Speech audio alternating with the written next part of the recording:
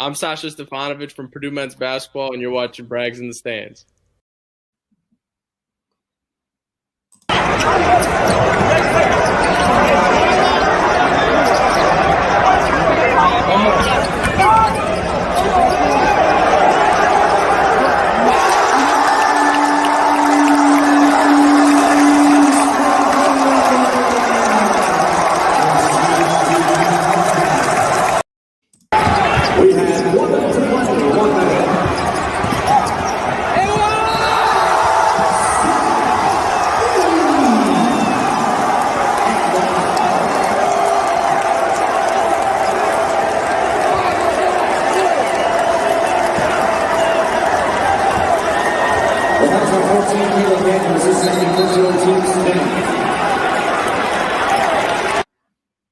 Gonna be great to have the paint crew back, the house rocking at Mackey. Game day's tomorrow. Let's go.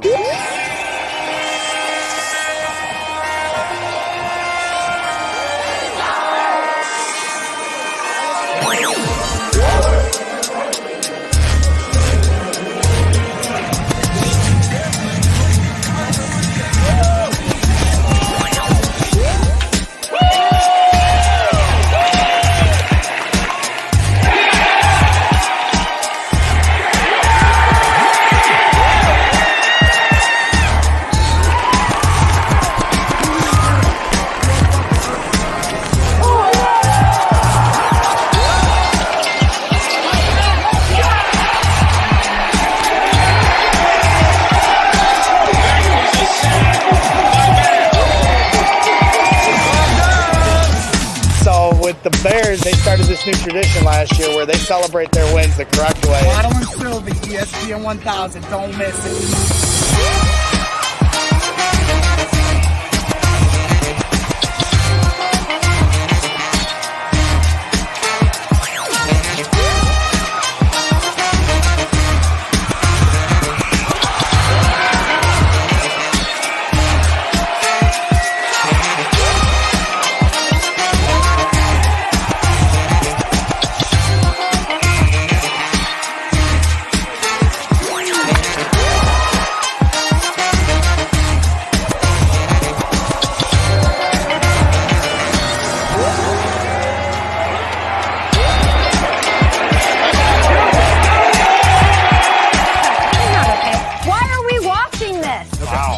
I know what you mean. It's like their own Philly. Okay.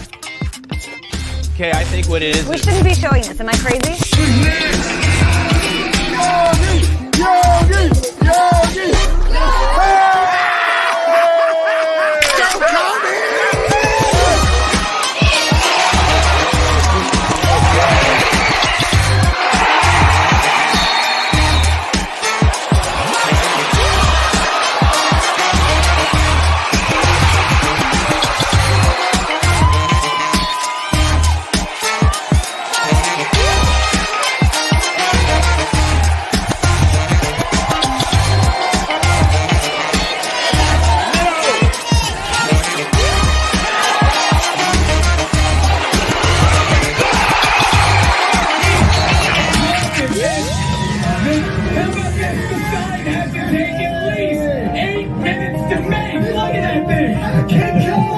What a great sign that is. What if I told you 17 minutes of rain would wash away 108 years of drought?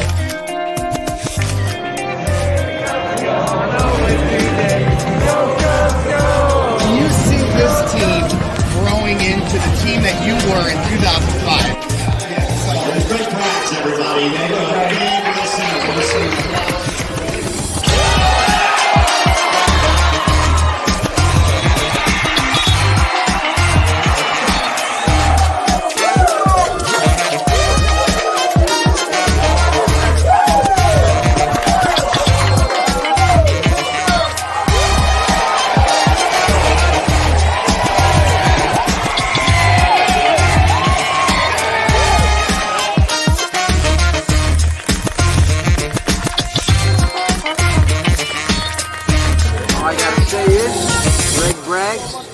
You are ridiculous.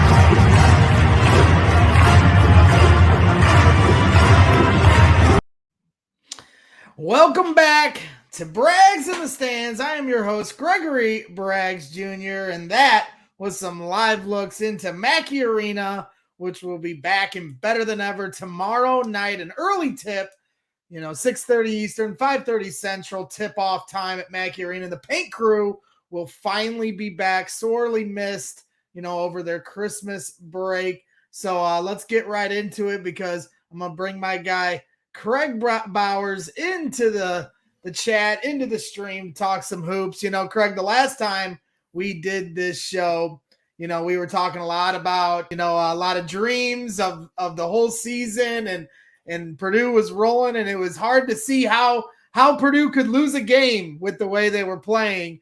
And now that we're into the meat of the Big Ten schedule, you look at it each game, and now you're biting your nails wondering how they're going to get through any game, even tomorrow night against Nebraska, a team that's had certainly some tough battles here and certainly can hold their own despite their Big Ten record. How you doing tonight, Craig?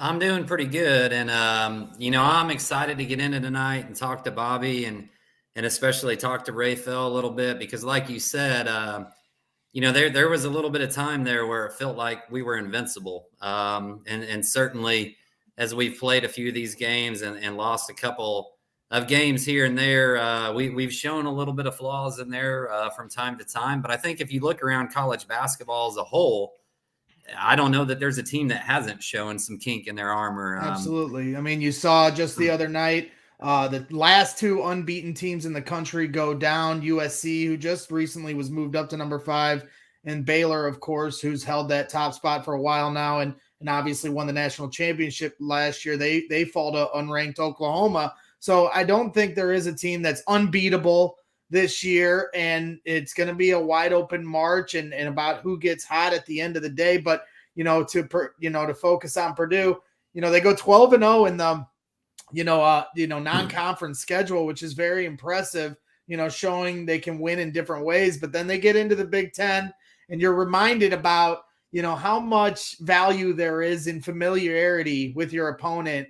And when you play Iowa and the Rutgers and Wisconsin and these teams that really know everything you like to do, and they play a physical brand of basketball that you always see in the Big Ten, that has started to kind of slow up, the fast pace that Purdue came out the gates with. And now they've had to adjust. And you saw a little bit of those adjustments against Penn State finally on the defensive end. But, overall, each game is a rock fight now. And you're wondering, can Purdue ever get back to that free-flowing, dropping 90 points a game, or if this is going to be a dogfight the rest of the way? I probably jinxed it on a few different levels, Craig. Andy, we look forward to you being at the game tomorrow. But I probably jinxed it a few different ways with saying at first I didn't think much of Wisconsin to start the year. They beat IU. They were down 20 at home and they came back. I didn't even think they looked good in their comeback against IU. But now you just see they pretty much routed Ohio State for the most part just now. That game just wrapped up. And they've taken a lot of teams to task, including Purdue last Monday.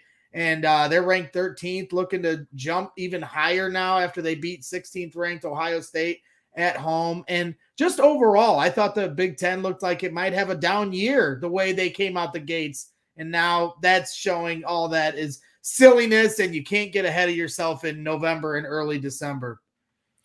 Well, and I think, in all honesty, we talked about Wisconsin. I didn't think a whole lot about Wisconsin early on either. I watched them play a couple of games, didn't think a whole lot. I watched that under-19, the entire tournament, where Davis was on the same team, with a lot of stars, and kind of got lost in that mix. And, really Ivy outshone him a lot there. But in reality, I think that Wisconsin team might be a lot like the Purdue 2018-19 team, where they weren't real sure who they were, weren't real sure what they were going to do and trying to find themselves. And all of a sudden they realized, hey, Davis is a star. And if we just run everything through him and let him go get his and let everybody else be a supporting player around him, kind of like we did the same thing for Carson in that year, all of a sudden it turns out they got something cooking because they play really sound and really fundamental. I mean, that's what Wisconsin basketball has been for years and years and years. And then you put a superstar on there like Davis, who's, in all honesty, probably a lottery pick, maybe a top 10 pick at that. They got something cooking. And I think a lot of when we thought we were questioning the Big Ten, it was, well, Illinois doesn't look good. Well, Michigan doesn't look good. Well, those were both supposed to be top 10 teams at the beginning of the year. Right. Well, it turns out Michigan really isn't that good. But Wisconsin and Michigan State are better than we thought they were. And Illinois is proving that, a couple of early hiccups. They had Kofi out. Yeah, Curbelo had some things, had some things going on. He's still out, but let's not forget that Trent Frazier is a straight up dog. He's been there a while too. Yeah, he is savvy and he can heat up like John Starks in the old days. I mean, it may look a little different than we thought going into the season, but the Big Ten is still really good and really deep. Yep, Big Ten is still rock solid. Another guy that's always rock solid on this show is, of course, one of our favorite guests we always have, and he always gives us such great insight and it's so nice to give us his time. And me, I'm always stalking him. That's what I do when we stalk Bobby Riddell, on the sidelines at Mac. He doesn't know when he's going to get sniped. And now he joins us here today. How we doing tonight, Bobby? I'm doing great. Thanks for having me on, guys. And you're always stay stalking. Always. I'll be back in the stand stalking tomorrow. Craig's actually going to be joining me at the game tomorrow, so it'll be two guys stalking you. So you better watch your six tomorrow night. But I also want to bring in our other special guest. I'm not sure. We might have to. I'm not sure what's going on with Rafe. He's in the stream, but his mic and his camera are muted. Rafe, can you hear us? And if you What's up? How you doing? Good. How are you? Are you going to go I'm incognito on us today? No, I can turn the camera on. Yeah, I mean, if you don't want to show your beautiful smiling face that you give the Big Ten Network every day, that's fine. But I didn't want to pressure you. But welcome to Brags in the Stands. I appreciate you carving out some of your time as well. No, I appreciate you guys having me. Looking forward to the conversation. Of course. It's an honor for Craig and I to have two, former Boilermaker basketball players and guys that are working in the media. You guys certainly have a lot that you can bring as far as insight and knowledge all the way across the board. But Rafe, I don't want to take up too much of your time. I know you've been all over the Midwest and beyond, doing all sorts of different things. So I want to start some of the questions here with you. Rafe, from what you've seen and what Craig and I were just talking about, what have been your impressions, with the Big Ten? You've been able to cover a lot of these different games. Has it surprised you that a team like Wisconsin is making the rise they're making and a team like Michigan to fall off the map like they have, even though they haven't played, it seems like, in a while? No, it doesn't surprise me. You got to realize, even Bo Ryan, I don't think he ever finished lower than fourth in the Big Ten. So, no matter what's going on at Wisconsin, who they have, it's going to be a tough team to play against. And then, Johnny Davis, people didn't understand he would have this type of season, but you had to understand he was some type of good to make the USA team. So I'm not surprised by this team. Brad Davison is a super senior. He's extremely solid. You're gonna get what you get from him. And then you got Tyler Wall coming into his own. So they got three solid guys, 2 7-footers, so they're big. And then Wisconsin is a team, like I said, no matter what's going on, they're gonna force you to play their game. They're gonna force you to shoot jump shots because they're just gonna give them to you and make you think you're open, and they're gonna rebound the ball. And then like a Michigan, they expected a lot from young guys. So anytime I guess you expect so much from your young guys and they don't perform, it's kind of what you get. But I think they could still be better. The Big Ten is a league where it's good enough that Michigan could turn their whole season around this Saturday against Michigan State. I agree. So they can get some ranked wins and they can kind of, nobody's really giving up on Michigan. They still got a couple of the best players in the league, but that's why I was frustrated. The Purdue game got rescheduled. I'm like, no, we want them right now. I'm sure we'll get them when they're hot as blazes, with Purdue's luck. And let me fire one more question to you, and then I'll kick it over to Craig and Bobby. I know they have a couple for you, but If you had to pick, a Big Ten player of the year right now that you would pick as your favorite, and I'm going to give you 3 names: Johnny Davis, EJ Liddell, and Kofi Coburn from Illinois, who I feel like has just been a dominant force. If we leave our Purdue goggles off for a minute, between those 3 guys, who would you spotlight as the guy that's playing the best in the Big Ten individually? Out of those 3, I would say Johnny Davis. Out of the league, I would say Keegan Murray. Okay. But I mean, out of those 3, Johnny Davis, he does it on both ends. I mean, other ones do as well. I mean, EJ Liddell is a great shot blocker. I mean, Kofi Coburn is a dominant force. But Johnny Davis just means so much to his team. So you got Trent Frazier just can go off for 29. Plummer can go off for 20. I mean, those guys, you have a lot of other guys around them. I mean, EJ Liddell is great. Sometimes he can go missing a little bit, but I think Johnny Davis just means so much. And then even when he's off, like a night like tonight, he was, I think, maybe 4 for 16. Yep. And he was, still Malachi Branham, who was averaging 24 points over the last 4 games. That was Johnny Davis' assignment. I don't think he reached double figures. Okay. So he brings it on both ends in that aspect. It's just because he means so much. Well, Keegan Murray certainly is within that category of talent. I guess I should have definitely included him in that. But, I'm looking at some of these ranked teams right now, and that's kind of where my focus, I guess, went in that regard. Craig, what do you got for Rafe? And Bragg's leaving one of the best talents off the ballot altogether. He ducked Purdue. What can I say?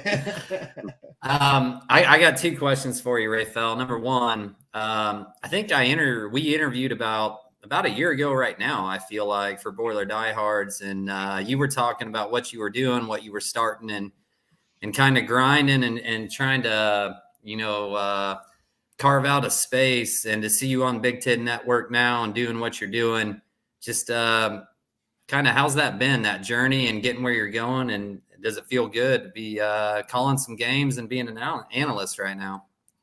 Yeah, it feels good. It's fun. It's definitely, a fun thing to do.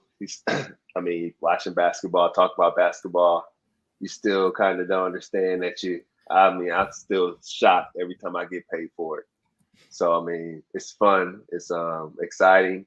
Being able to go to Penn State was cool. Got to see Grady. I got to treat Grady like he was a freshman again because the door was locked. Had to have him walk around Penn State to find me, to let me in the Rutgers shoot around. So that was cool. I got to talk with Coach Shrews. Coach Shrews, I spoke to the Penn State team before the game. So Coach Shrews brought me into the huddle and whatnot, broke it down with the guys. So that was all good. It kind of felt like a home away from home. But going to Rutgers was cool as well. Last time I was in Rutgers, it was the rack, and we won by 50, and we out-rebounded them by 50. And seemed like we had more Purdue fans than they had Rutgers fans. And now it's a hard place to play. So that was cool going out there. But it's been a long year, from where we started and whatnot. But it's definitely fun. I'm around a lot of good guys at the Big Ten. There are good people that's been helping me along the way. So it's been fun.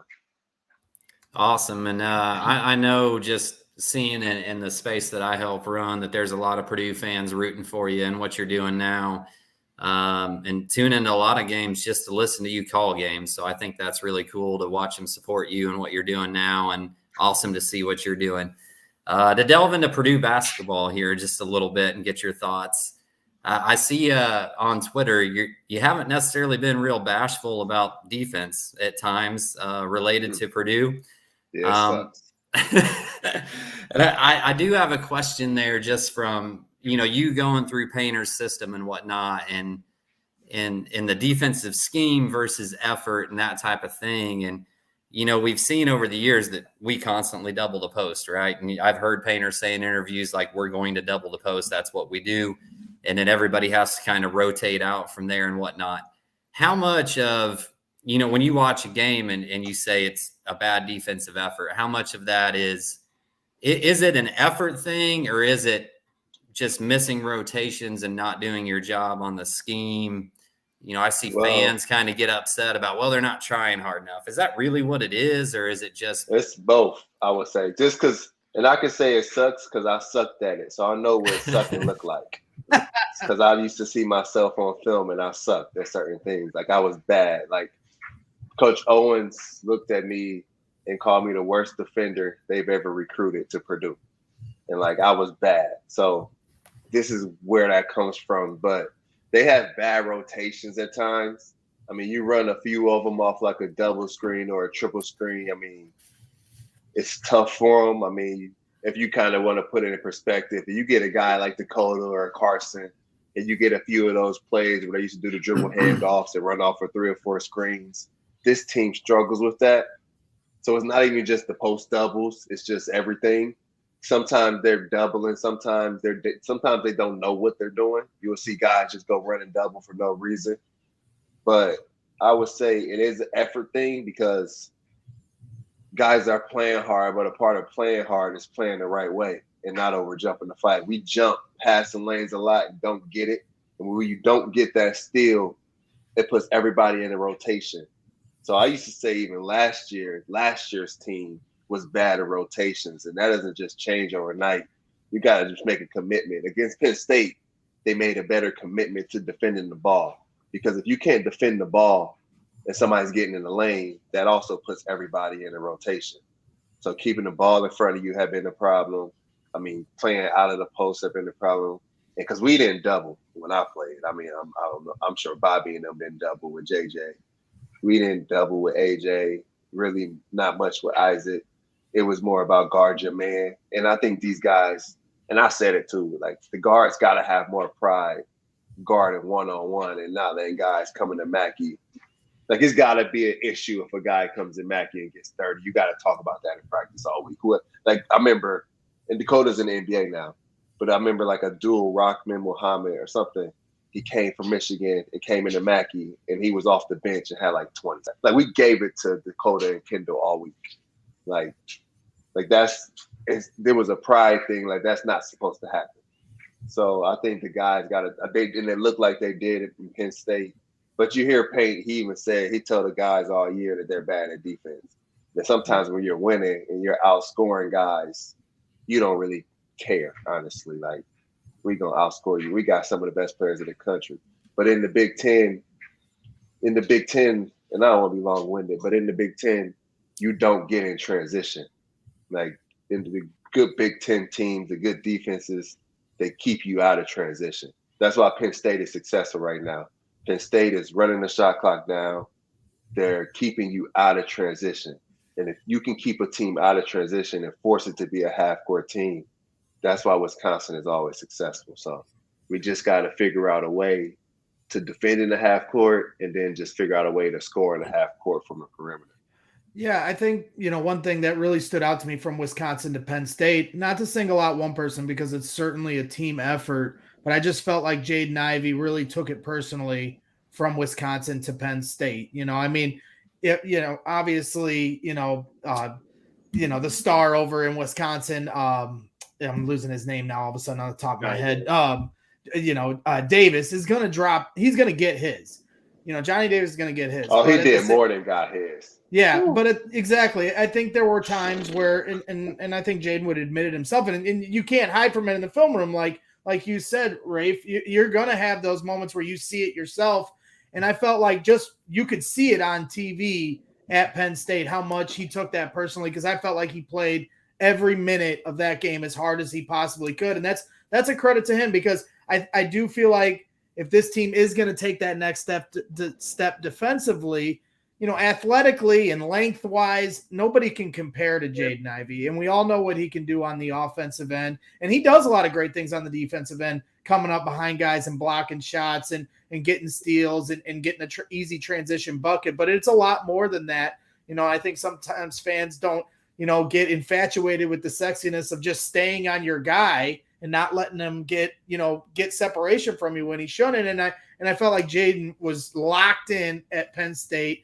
And if he can continue that kind of focus and energy, he's got that length and athleticism that's a lot like No Gel Eastern, who was, a defensive specialist for Purdue. And I think he could be every bit of that guy to give the best player on the other team fits. It's just about taking on that challenge, night to night, which certainly isn't easy, especially when you consider his responsibilities on the defensive end.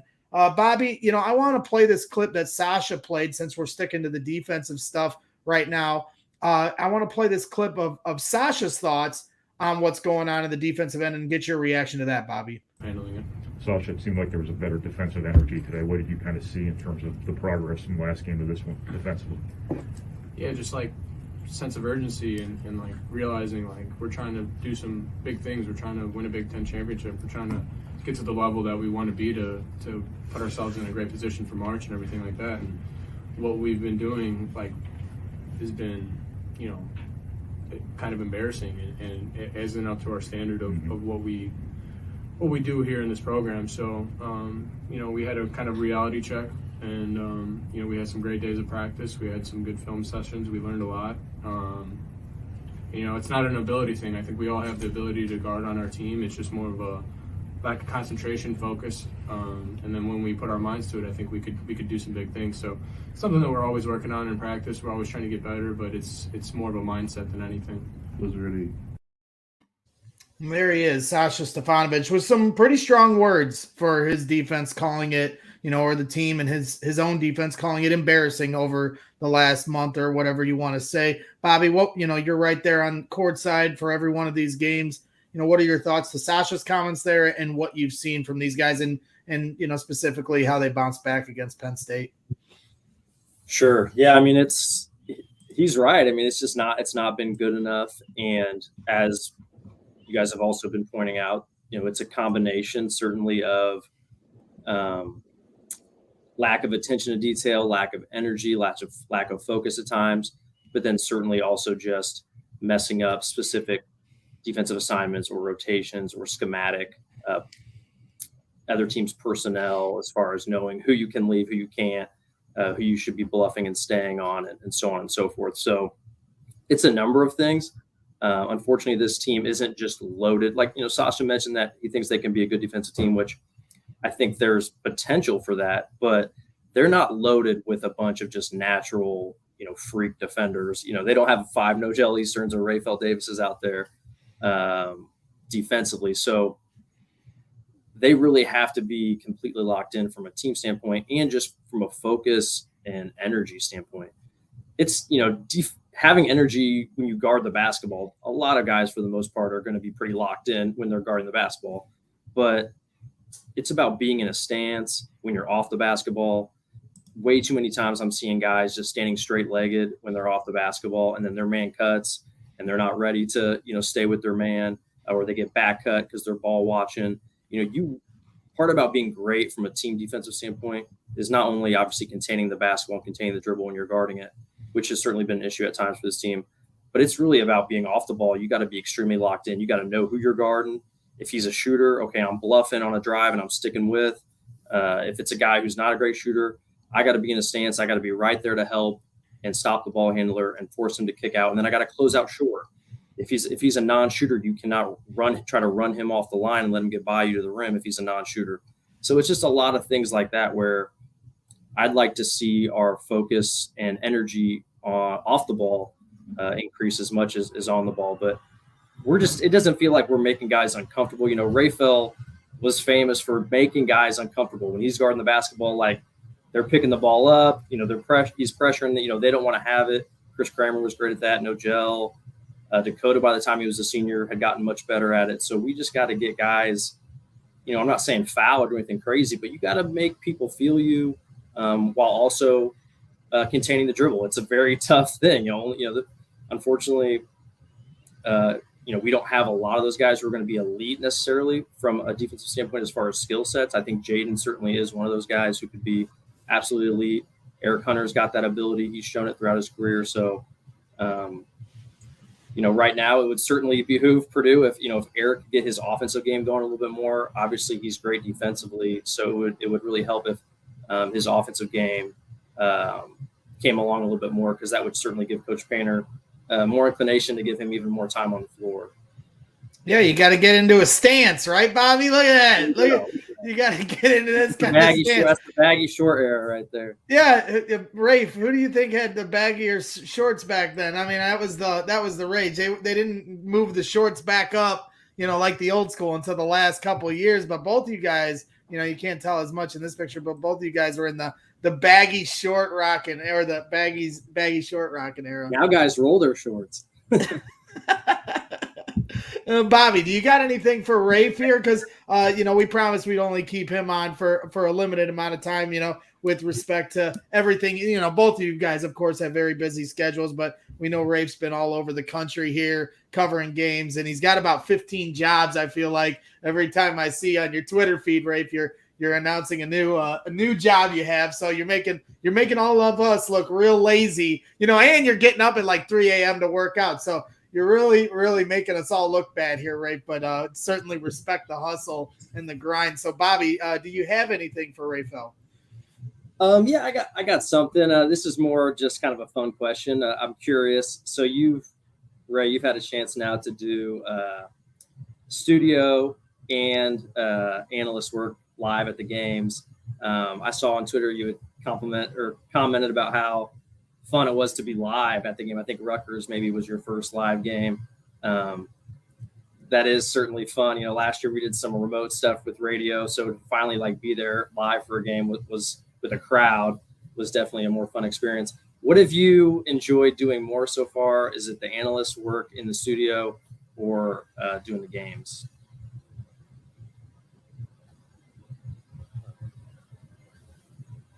You're on mute right now, I think. Okay, you're good. I would say I like them both the same. I mean, because the studio stuff kind of like more, it's got quick points. I enjoy that because I enjoy breaking down the game in a quicker fashion. I'm getting used to the games. I've only done 2, so it's tough. I've done a lot of studio. So at this point, I'm real comfortable with studio. At first, I didn't know where the camera was, but now, I'm real comfortable with it. And in the studio, you can talk about more broader things. Sure. So you can give more of a picture, especially on the bigger league scope. But I do enjoy it. Being at Penn State was a lot of fun. And Coach Shrews has done a great job with Penn State, the community. The fans come out. I mean, it was way more packed than it. Well, I played a long time ago, but it was way more packed than what it was. And we were right in front of the little student section, and it was just like a joy seeing those fans getting Geo Baker's head or getting the Rutgers player's head, having literal conversations with the play. That was unmatched. So that was really cool. So, I mean, honestly, I just enjoy both of them, man. The games are extremely fun, but the studio was real cool too, because I like the studio a lot. Yeah, I like them both, man. I can't even pick. I hear you. They both look like a lot of fun. Robbie, I'm good friends with Robbie Hummel, and he's been doing both of those things for a couple of years. So, I picked his brain on it, but I was curious to see what you thought. And they fun. The studio, you can joke around a little bit. You can kind of have a good time, especially in between breaks. I remember I was on set with Rob and Mike Hall, and those two guys, they were just having a good time. Yeah. It's just, you can just have a fun night. But last night in the studio, I mean, the second game of the night goes into double overtime. I mean, you're there all night. We didn't get out of there until after midnight last night, Central Time. So, So I mean, it was a joy. I mean, Andy Katz is just a joy to be around. So it's just fun. Yeah, absolutely. And Rafe, you gave a shout out to Larry Clisby, with your bullseye call. The last time we had Bobby on, he spoke about the impact, Larry had on, himself, maybe speak to any kind of memories or the impact he had on you in your career. I mean, yeah, Clis had a huge impact on me. I mean, Clis gave me a high compliment. I mean, he would tell me when things needed to go better. He was just an honest guy. I mean, he'd been around the program longer than anybody. I mean, so when he said, if he said something and meant it, he meant something. He said it. I mean, he just was a great guy to be around. The stories he would tell. I mean, you could always ask him a question. He was just open with you. But then he just made you feel good at times. So, I mean, him, I mean, John Nine, I mean, guys like that really brought a lot to the program, a lot to me in my career, especially when, I mean, you get a guy like Clis, and we're last place in the Big Ten, and Clis is bringing the same energy. So he's not giving it to you on the good times. He's giving it to you on the down times. He's giving his all. And you know Clis is grinding. So it was just great. I mean, the bullseye, something I've kind of adapted. Coach Painter texted me during the Penn State game and said something about it. So it was cool just paying homage because I mean, unbelievable, great guy one of the best guys I've been around.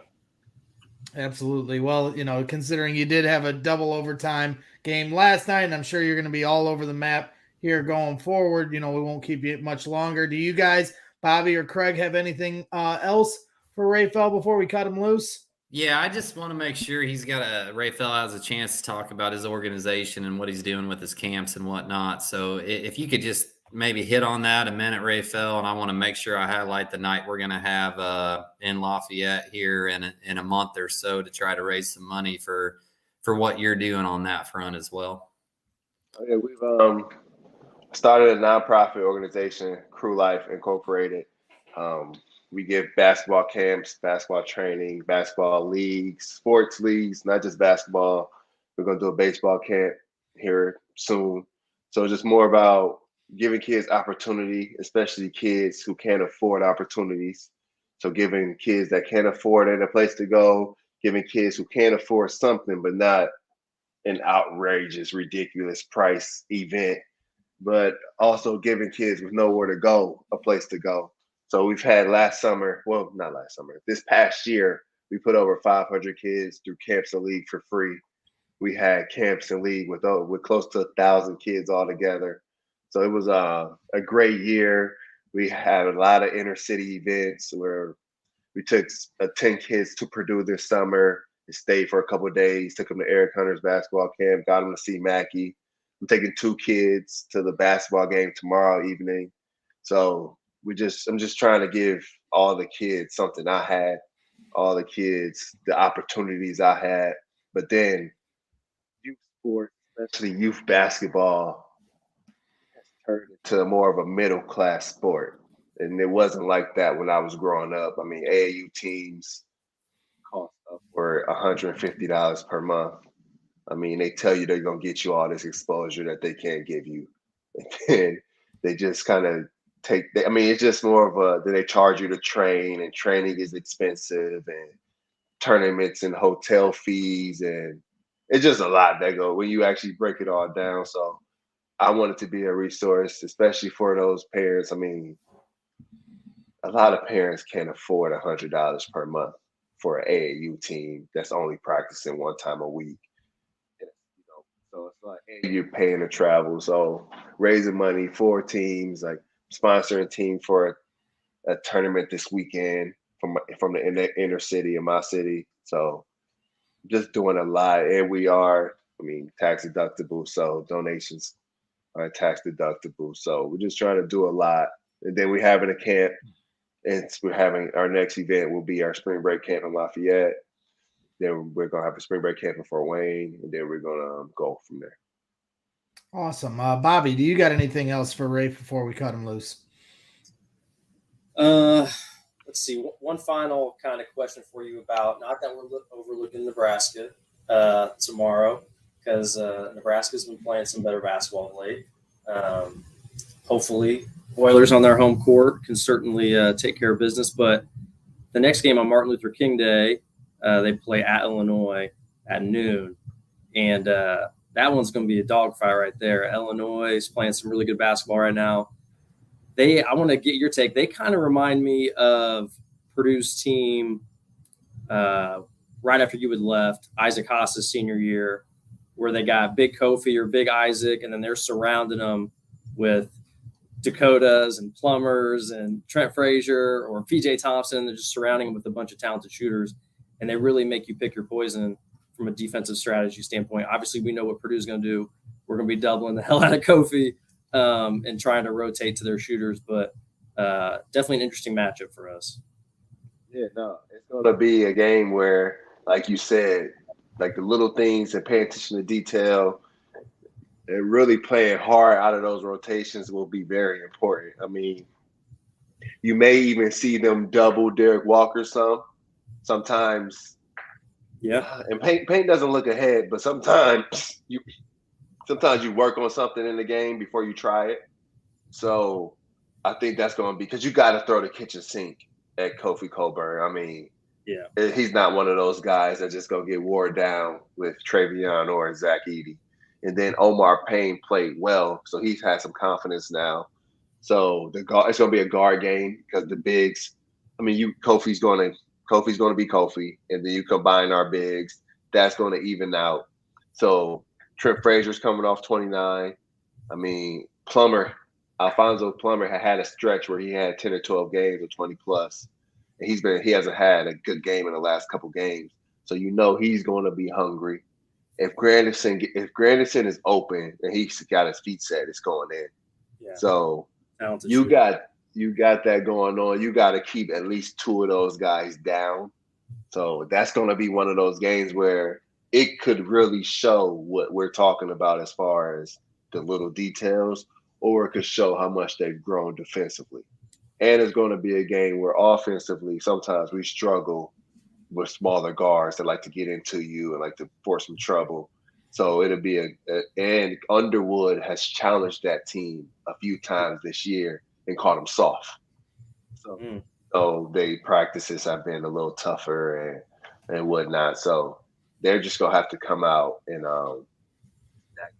overlook Nebraska because they can kind of get you, but Illinois is gonna be the game that everybody's circling, and it's gonna be a battle. It's going to be a fight or I mean, we could get Illinois in the sense of Purdue could go out there and Illinois, you could just punk them sometimes, because sometimes, like their coach said, they are soft. So you could just punch them right in the mouth and not let the shooters get going. And you know what I mean? So it'll be a good one. It'll be a good one. They've been a scary matchup for us the last couple of years just because we've obviously played through the post a lot the last handful of years. And Kofi – there's not many guys who can guard our post one-on-one.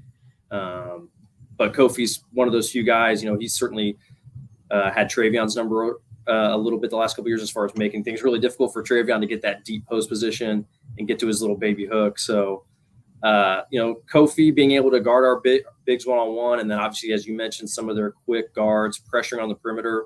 Yep. I mean, they're going to make things difficult for us. And then obviously, as you said, on the other end, if we're not rotating and leaving guys like Grandison or Plummer wide open for threes, this could be a long day. So our guys are going to have to be flying around, as you said, like hopefully taking the fight to Illinois. You got to hope, of course, got to get lucky a little bit and hope some of their guys have a little off shooting night here or there. But, offensively is where we're really going to have to do a good job executing, because if we think we're just going to throw the ball into Travion, he's just going to score 30 on Kofi, like it's not going to happen. No, absolutely. And if you could turn this is a game where you do want to get in transition, because if you could turn the Illinois game into a transition game, you neutralize Kofi, because he's going to get, I mean, you saw it against Nebraska. He's going to get tired. I mean, he's 7 feet. I mean, that's a grown man. That's a big dude. He's not going to, and that's where the depth of Travion is that coming to play. Because then if you're running and you're going, then you're good.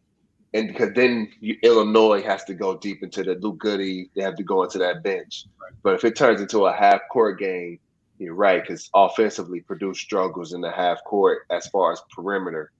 So, but if they can it could be a game where they can get going in the transition. That's I believe Purdue it should be one of those 90-point up and down type of games. When Jaden gets going in transition, I mean it's death to the opposition. So as you said, that's what's been killing us lately is if you don't get defensive stops, you can't be having Jaden doing his thing in transition, and then Isaiah Thompson's not shooting wide open threes, or Mason Gill's not shooting wide open threes, or Sasha, or Jaden's not getting to the rim. If you're not getting stops, and it definitely feels like we've been in a rut where the possessions we do have strong defense and we're on our principles, then the shot goes up and we miss a blocks out, or we don't get the defensive board. Yep. And then there's other possessions, of course, where we do have mental breakdowns and let the team score. So that area is super important because obviously just getting stops in general is a key, but also it's going to trigger that fast break game, which, as Rapheal said in the Illinois game, is going to be paramount that we steal some points there in transition. Absolutely. Completely agree with both of you. I feel like, where Illinois also can struggle is if you can get Kofi in foul trouble. And that's obvious. I mean, the same said for Purdue. They both their bigs were in foul trouble against Penn State. Seems like they don't have much luck with the whistle, but I'm also extremely biased and feel like Purdue never fouls. So that's just me yelling at my TV. But I think that's also a huge key because then, then their 3-pointers, they don't get, their defense doesn't get sucked in to Kofi as much if he's sitting on the bench in foul trouble. So they're certainly a deadly team. It's going to be a tough matchup. Didn't realize it was a 11 a.m. Central Time, 12 p.m. Eastern Time tip. I thought it was going to be a night game. I'm looking forward to making the trip out there, but I'm going to have to adjust my schedule, being that it's a day game. At least in that regard, Purdue has already played 2 noon games this year, and I'm not sure that Illinois has. And I know that's certainly an adjustment for teams, because you get a practice in normally if you have a night game during the day, and when you play a noon game, you typically don't. So maybe that could be also another thing that Purdue gets a slight edge on, but I know it's a sold-out crowd for the Crush, the Orange Crush over there, and the house is going to be rocking. Rapheal, thank you very much making your debut here on Brags in the Stands. Craig, extended the olive branch, and really appreciate you carving out some of your time. I know you're one of the busiest men in show business right now, all over doing different things, charitable work, very admirable, and working for the Big Ten Network, doing a great job in your first year. And, all the other different things. You're working for the Purdue University again, I think in the pharmaceutical department. So you're everywhere right now. And that's really cool to see. Happy for your successes. I know you just got married too over the summer. So congratulations to you on that front. And hopefully we can bring you again sometime on here and chop it up and pick your brain a little. Hey, Braggs, real quick, right before he goes, Rapheal, I want to highlight February 10th. The Illinois game at Brokerage Brewing Company. We're going to host an event as long as everything goes well, right? With Rapheal's schedule and our schedule between now and then. Our goal is to host an event for Boiler diehards and other basketball fans around Lafayette, Indiana, and for Rapheal to be there, have a little bit kind of a meet and greet. And Braggs, I did find out today, I think they're okay. I think everything's good to go for you to come in and us to do kind of a little bit of a live podcast there that day. But we're going to try to raise some money for Rapheal's organization, and highlight that. And last time I talked to Brian, he was talking about donating the first beer that everybody bought towards that organization. So we're going to try to do something before that Illinois game. Look for more on Boiler Diehards on Facebook in terms of that event, exactly what's going to happen. But we're excited to help support all the work that Rapheal is doing. Awesome. I appreciate it. Thank you. And if you want to see more, you just go to RaphealDavisBasketball.com. Absolutely. And if you want, maybe if you want to plug any, I know you do a podcast of your own. If there's anything else you'd like to, shout out to the people tuning in, if they haven't already seen your work, which I'm sure they have, but if you want to double down on that, you're more than welcome to, Rafe. Just Rapheal Davis 3 on Twitter. And you see everything there. Awesome. Hey, well, we'll let you get to it. Let you get to watching the IU Iowa game. And thanks again for all your time. Keep up the great work. I appreciate you guys. Let me know anytime. Appreciate it. And that is Rapheal Davis, one of the best defensive players and just all around players that Purdue's had come through their program. And we've seen a lot of different feedback from guys like Chris Kramer and Rafe and a lot of different people putting their opinions out there on how Purdue can improve their game. And I certainly think that these players now can take a lot from those guys, and you included Bobby, guys that, really grinded their way through this program to make a success story for themselves. It's one thing to have athleticism and talent. It's another thing to have effort and hustle combined with that. And that's what creates a great career, especially at Purdue University. And I think all you guys embody that. So, I know Purdue's lucky to still have you guys around the program and being, kind of, in a leadership role in that regard. So again, thank you to Rapheal Davis for all his time from the Big Ten Network and a former Purdue Boilermaker basketball player. So guard, I should say. But Craig, if you needed to pop away for a minute, you're more than welcome. I know you mentioned that. So he's going to go do that. He's got some things to check on. He works the fields. He's got a barn. He's, got lambs or whatever. He's got all these sheep, I think, sheep or lamb. He'll have to correct me when he comes back on, but he's doing all sorts of stuff. I think he gave birth to a baby sheep or a lamb today. And I commented on the picture on Twitter, cause that he sells full day right there. Yeah. He sells it. I was like, my day was much less interesting. I had, my daughter, my 3-year-old, just whoops my ass every day. I saw that picture of you on Twitter. She cut my nose right here really bad. She's scratching me because I was holding her down and tickling her, and she let me have one. So I'm learning my lesson. She finally drew blood today on me. So, we'll just continue to kick it around here while we wait for Craig to come back on. And I don't want to keep you all night either, but you know how this goes. I think me and you are the king of the ramblers. We didn't play for Loyola, but we are certainly ramblers in our own own respect. But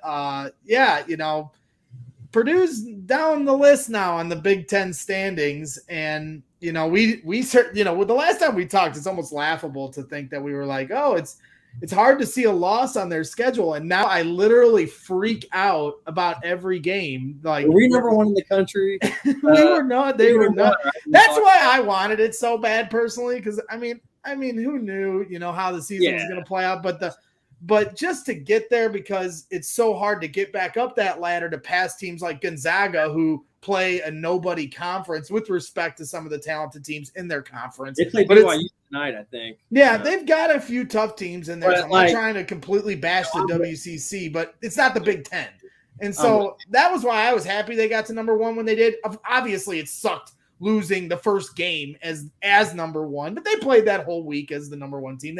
They won a game at NC State as the number one team. I know it was kind of like kissing your sister in that regard after losing the way they did against the Rutgers. But at the same time, it's just laughable to think that we were like, man, every team's going to be such a tough matchup against Purdue. And now every game I look at it, I'm like, oh my God, we're going to lose. Like tomorrow night, people are like, oh, they're playing Nebraska. I'm like, Nebraska's going to play their best game of their life tomorrow night. I just know it. Every team does. And it just feels like Purdue's got that luck going against them lately, where they're getting every team's best punch. They don't seem to always get, I know I'm biased, so, I'm going to preface that. This is a Purdue basketball show, but the calls are sometimes just ridiculous when they're calling touch calls on Zach Edey, and then Penn State's big, Harar is got 2 fouls all game on both bigs, but then they've got 8 fouls against their big, and sometimes I'm just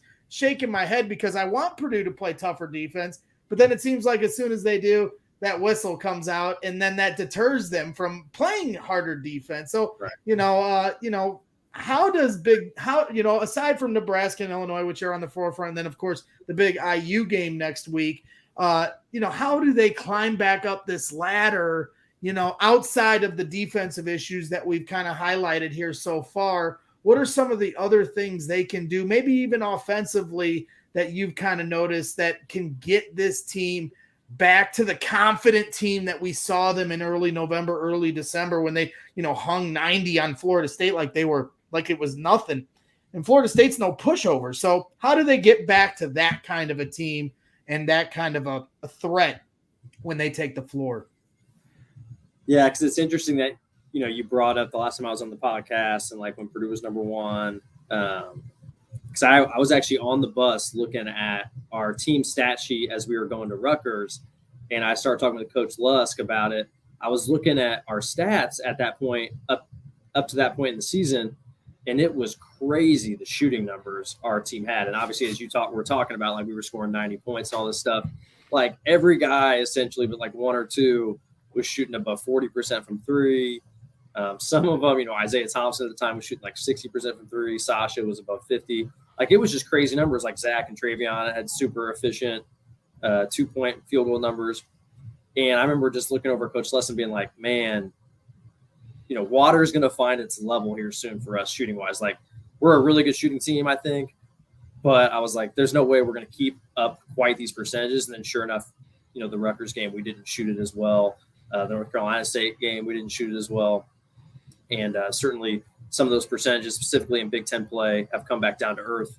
So, yeah, I mean, that's why it's so important to be a well-rounded team so you can win games in multiple ways. And I felt like that Penn State game was certainly a step in the right direction as far as, you know, we weren't necessarily unbelievable offensively in that game, but we had much better defensive intensity. It seemed like, you know, we had more attention to detail from a scouting report standpoint. We certainly had a couple miscues here or there, but I felt like we were battling, you know, Penn State from start to finish. And, you know, Seth Lundy was a guy who we talked a lot about from a scouting report standpoint. And we had held him to 0 points in the first half and really and Sasha, I think, guarded him a good portion of the time. And Sasha did a really good job. You know, Seth Lundy's such a big-time catch-and-shoot guy. You have to be sure, you know, make sure you're there on the catch. And those guys that are really talented, it's so important to not let them get easy baskets to start a game. Like Johnny Davis in that Wisconsin game ended up getting a couple like offensive rebounds, a couple steals, and he gets these easy baskets.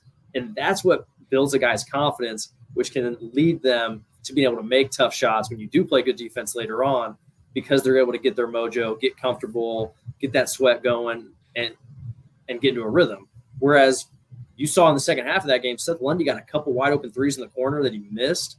And you wonder if some of that's just about, hey, didn't get into a rhythm in the first half. Purdue did a good job. Because he's not in a rhythm, once his opportunity does come up, when Purdue has a breakdown, he's not able to capitalize on it. So it's just so important to come out. You know, Purdue's had some, you know, poor starts to games this year at times. And Coach Painter's really struggled at times trying to figure out which center to start, like who's going to actually play better. Thus far, basically, whatever center comes off the bench has played better, which, you know, is odd. Very weird that it seemed to go that way. But it's so important to come out the game and start strong and bring a lot of intensity and pressure, specifically on defense, just because that's going to put the opposing team on their heels. It's going to let their best players, hopefully not, you know, feel comfortable and get into a rhythm. So, yeah, I mean, I keep a hard eye, obviously, on Sash. You know, followed him through his high school career and college career, and I felt like that was his best defensive game he's ever had at Purdue. He's had some, you know, solid ones, and I know there's a lot of fans out there that can be hard on him as far as what he's doing out there on the perimeter defensively, but I thought he had his best game, and if he can keep that kind of, you know, defensive intensity, that's going to be big time. Jaden Ivey, I highlighted that earlier. I thought that was his best defensive game we've seen at least all of this year, you know, and probably ever. I wouldn't be hard for me to go back to what he did last year. He's certainly a threat at all times on both ends of the floor with his athleticism, but just his attention to detail, like you talked about, being in a stance more than a few times. I saw Jaden Ivey really just getting in that stance that yes. You know, it's you don't be too cool to do that. You know, you got to get down. Don't slap the floor like the Duke dorks, but you don't have to go crazy. Or anything. You don't have to slap the floor. I did see a Penn State coach slap the floor, but you don't have to go that. That's what it takes. If it takes slapping the floor to, you know, lock in, then I'm right. But no, but then offensively though, I do feel like, you know, one thing that stood out, Sash, I felt like was at the forefront of this. He didn't make every shot he took, but he took more. And I feel like that's key to get the pressure off Jaden Ivey and the bigs down low, Travion and Zach Edey. You know, make or miss. You know, I know we have some guys that are really, really efficiency focused, and that's great. And I know Painter is going to give you more minutes with the higher efficiency, but at the same time, you know, I'm looking at guys like Sash and Ethan Morton and Isaiah Thompson, and I know he's had his struggles here of late, but we all know these guys are capable. You know, Ethan may not has shown that, his full potential yet. But I think the world of Ethan Moore, and I think the sky's the limit for this guy. And I feel like offensively, some of these guys need to just get a little more aggressive. When they're number to take a shot, sometimes you're not always going to be wide open. And as we've seen a few times, even if you're wide open, it doesn't always go in. You just gotta play aggressively. Am I over speaking that? Is that going to be a quick way of finding their way to the bench if they start missing shots, or should they, be a little more aggressive in some of their shot selection? Well, it's selectively aggressive. I mean, I think we've seen a guy, with Brandon Newman, for instance, where the shot selection started to become an issue. And he's a very talented shooter, one of the best on the team. We always talk about how we think how pretty his shot is. And he's a very confident offensive player, particularly in his jump shot. And that was, giving him some problems, I think, because obviously he was playing some limited minutes off the bench. That's a tough place to be at times, certainly, as far as, trying to get into a rhythm or trying to utilize your strength as shooter. But, I think he unfortunately got into a spot where his shot selection took a turn for the worse. And unfortunately, those percentages went down according with, if you're taking tougher shots, more difficult contested shots, it's high likelihood that you're not going to shoot as high a percentage. And, I think that certainly put him in the doghouse a little bit as far as Coach Painter and trust. Trust is such a huge thing with Coach Painter. And obviously when you have this many good players, he's going to play the guys he trusts the most. And so as far as, Brandon, I think that got him in trouble a little bit as far as taking quick ones too early. When you're on a team this talented with this many good players, it's about taking great shots. It's the passing up the good shot for the great shot. It's that whole thing. And certainly, like you're pointing out, like our most talented players should be the most aggressive ones. And Sasha is our best shooter. So he certainly should be aggressive, selectively aggressive, as far as if he's got a semi-clean look, he shoots a high enough percentage that he should take that shot. But should he take a contested one early in the clock just because he hasn't taken one in 3 possessions? No. You know what I mean? So it has to be disciplined as far as taking the right shots and knowing, time and score. If we haven't scored 3 possessions, it's not the time to take a quick one on the wing. It's the time to work the basketball and get a great shot, whether that's playing inside out or running a set play for, Sasha or Jaden or one of those things. So I think it's just one of the things where our team needs to continue to, be as efficient as possible. And by doing that, it's taking high quality, high percentage looks all the time. Yeah, absolutely. Makes sense. Craig, while you were away, we were trying to figure out if it was lambs or sheeps that you raise and you're in the business. This is a little bit out of my depth here, as the guys at work call me the city boy because I live in St. John and they live in Lake Village. But Mallory, kind of told us, clarified that you gave a C-section to an ew. Today. Yes, a ewe is a female sheep. A ewe is a female sheep, Greg. Okay. So okay, I'm sorry. Yeah. So historically, the last thing I heard before, the last thing that I heard before I walked away was you saying that I gave birth to a lamb. I did not physically give birth to a lamb, Greg. We had to assist a ewe, which is a female sheep, give birth to a lamb. And historically speaking, Purdue is known for 2 things: the College of Engineering and the College of Agriculture. And a lot of the people on Boiler Diehards do come from the College of Ag. So while you might have no clue what I'm talking about, a lot of the people listening from Boiler Diehards actually do. So, sure. Yeah, I had to dip out and just make sure everything was okay out there because that is part of how I make money to make a living. So I had to jump out real quick, but I jumped back in, man. I heard a lot of different things here, and I had a lot of different thoughts run through my head, and I don't want to pull like a complete Bragg's ramble here, but have at. I'm just giving you heck, man. A few things. One, you were talking about Sasha's defense, or I think maybe Bobby was. The funny thing was I didn't even notice it until I looked at the score, at the box score about halfway through the second half, and I was like, holy crap, Sasha has shut him down the whole game. But I think that's twofold. And as much as Braggs kind of has his Sasha bias. I, for no reason of any connection at all, other than just loving his game, have a Jaden Ivey bias. And I thought he did a heck of a job jumping through screens, breaking up their action. And for me, watching the North Carolina State game, the Rutgers game, and the Wisconsin game, we struggled at guarding long wings that are athletic and can score. And to me, one of the solutions that I don't know that we have a guy that can guard one-on-one, big athletic wings that can shoot. I don't know if that's not many guys can, unfortunately. Right. And to me, the way you stop that is you keep the ball from getting there and you blow it up as much as you can.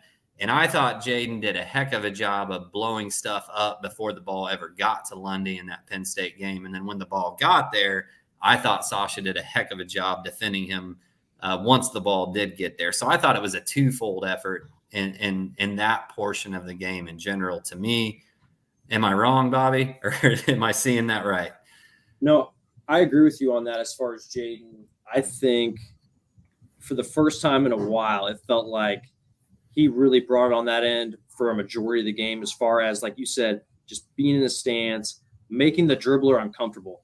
If it's really comfortable and easy out there for the opposition, then they can swing the ball around the perimeter. They can run their stuff. They can get guys open. And if you're not feeling uncomfortable, then it's much easier to do your thing. And I felt like Jaden was putting a lot of good pressure on the ball handler. And that was making them having to start their offense out a little farther than they want to. Or instead of that pass being there to the guy when he's wide open, he has to wait another second or two, and that gives Sasha or whoever another second or two to recover. And so then they're there on the catch instead of being 2 seconds behind, and then it's a catch and shoot rhythm three.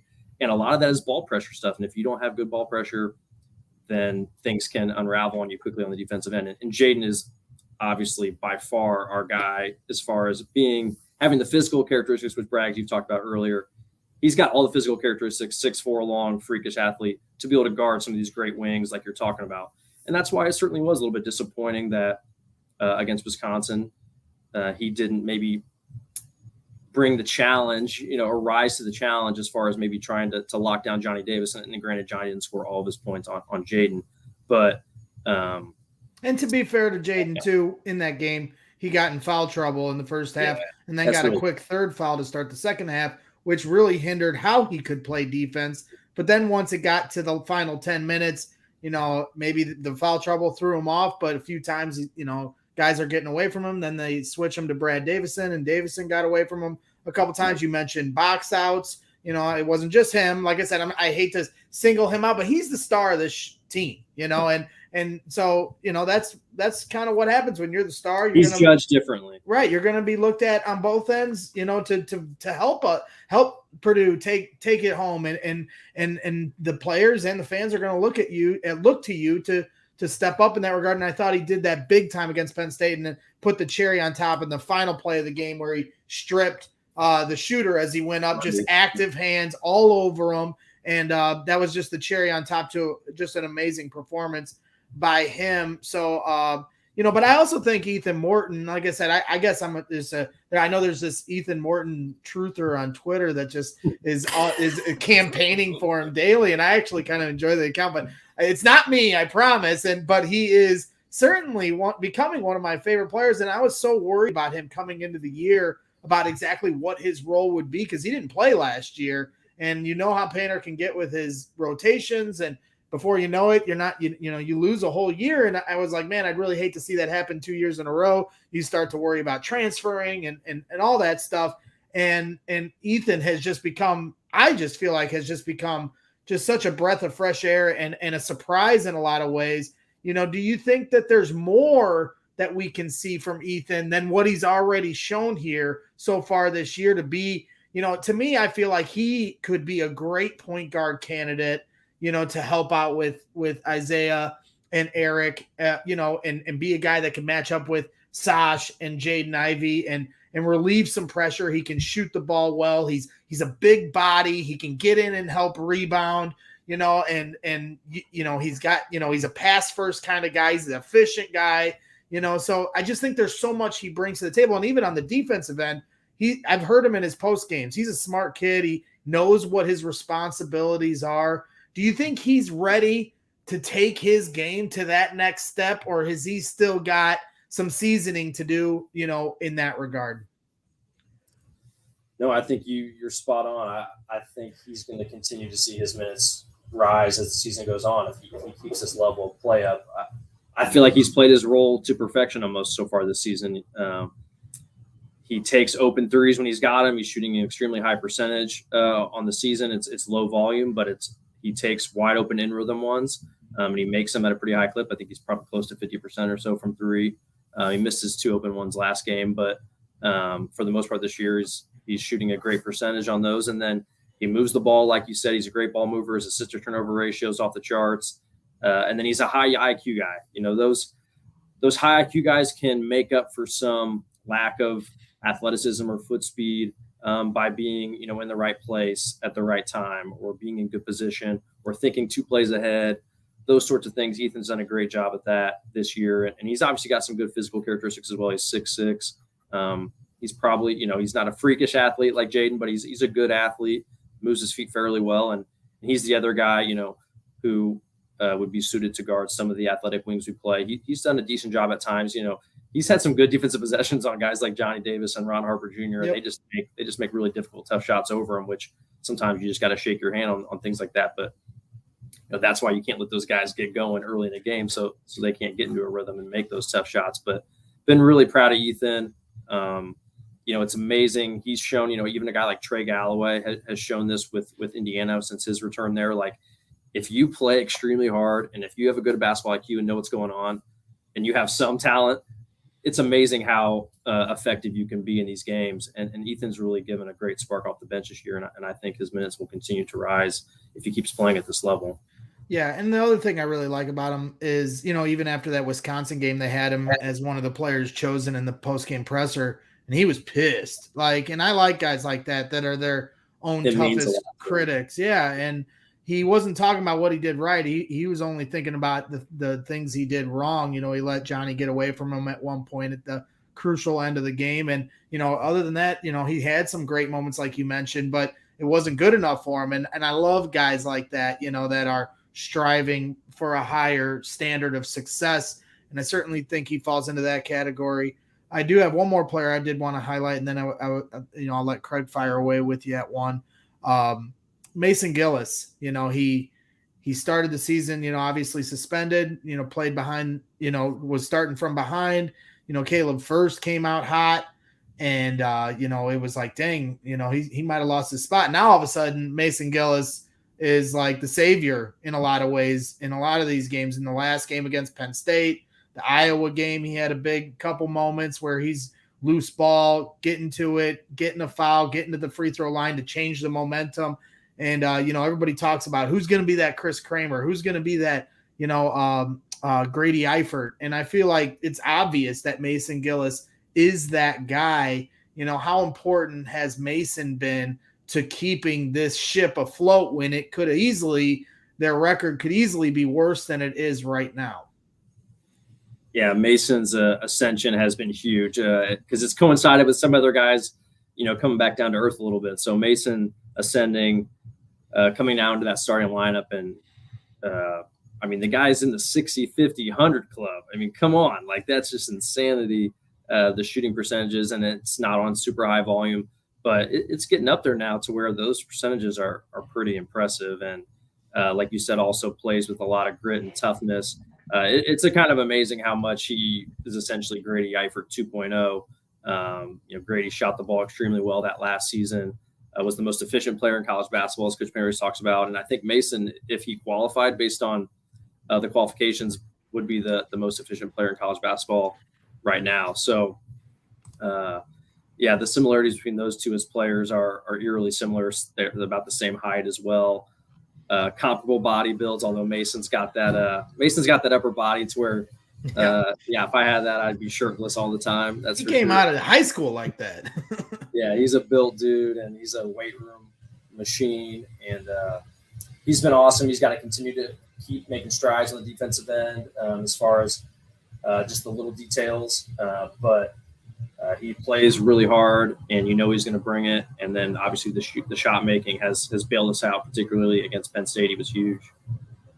Okay, and one more thing, and then I'm going to let Craig, he's got a rapid fire thing where he's got some questions, and we're going to try to roll through them as quick as we can. Not the Bobby Riddell rapid fire that you showed off last year. Which was one of the greatest, shows I've ever done. And that was all compliments to you and Sash carrying the water there for me, and keeping me from rambling about nothing that I know what I'm talking about. But I do want to highlight this because it's been stuck in my craw here for a month now. And I'm bringing it up on this show for anybody that's watching. And I brought it up to you guys, but I have to bring it to the light here. But this chant, the paint crew is coming back tomorrow. I heard you on the Coach Painter show. Listen, all right, so don't spoil. We'll get to it here. So I'm tired of this crap, and this is going to be my example of it. I'm going to play the highlight, and this is why I said it after the Iowa game, that they did this during the Iowa game and ended up not being as big a deal because they won. Nobody noticed. And then twice against Wisconsin, it happens. And I was sitting down low in the families. So I was pointing it out to some people like, hey, watch this happen. And then I don't know if I'm jinxing it because, at the end of the day, a player could still make the free throw. But we've got the other team plotting against us, using our own fans against us. So here is where it happens with the left-right chant when a player fouls out and why the other team is using that to make our team miss free throws. Here's the highlight clip.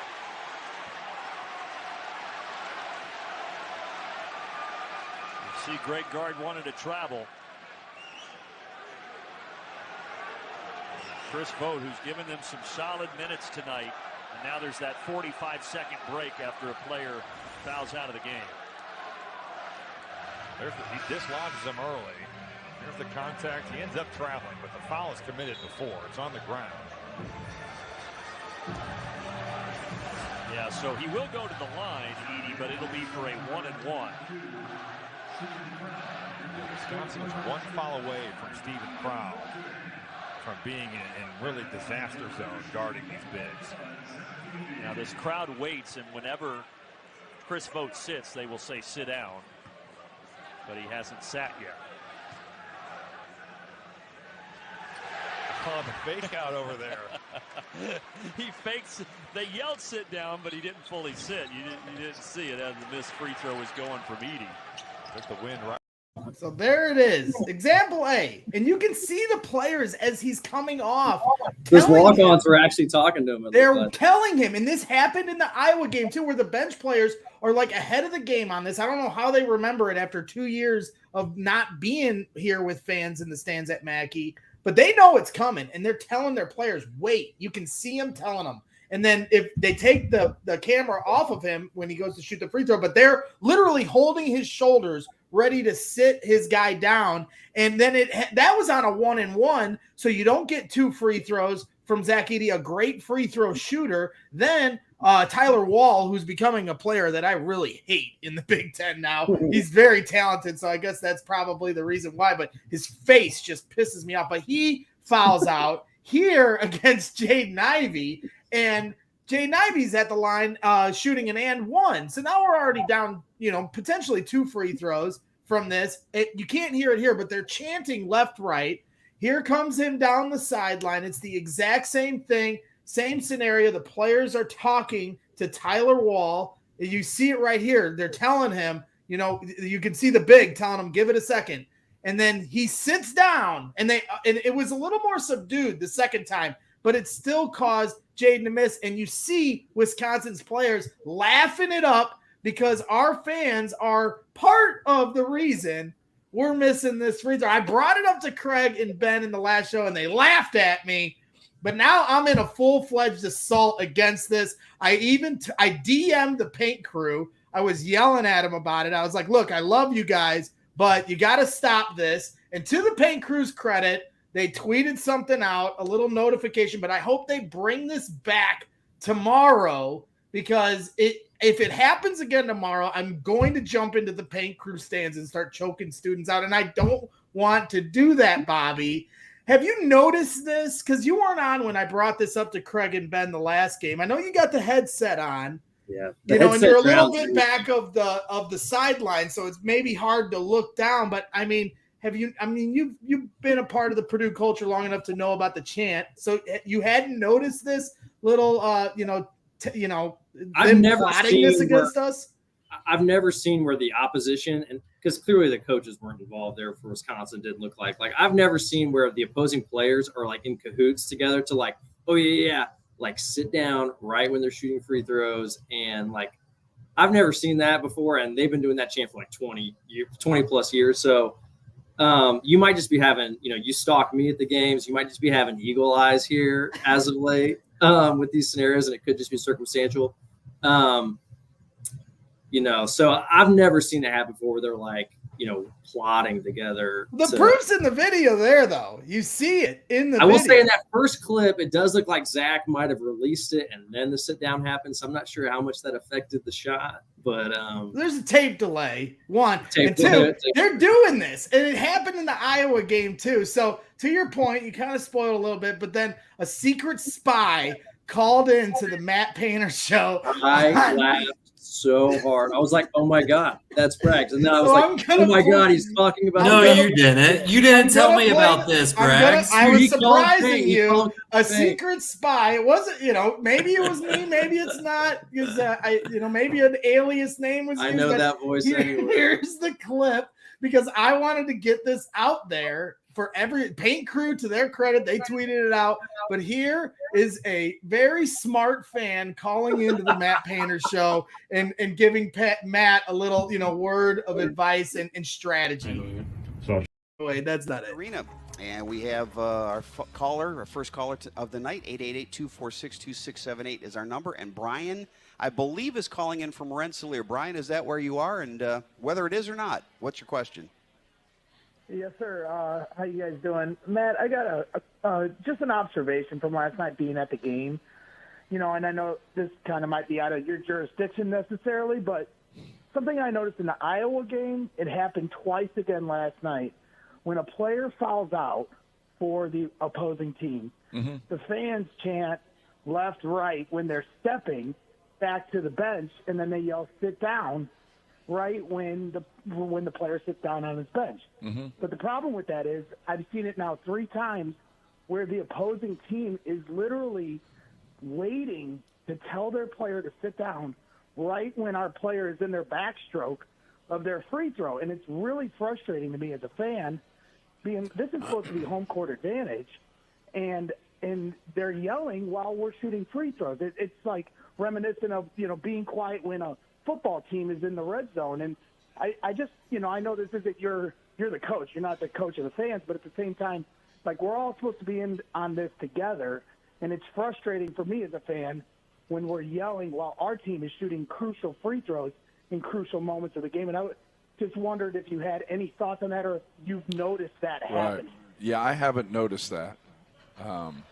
But there'll be like songs that get played that people will talk about. It's, oh yeah, this is a song they play at the second time out. I've been the coach for 17 years, and I've never heard that song.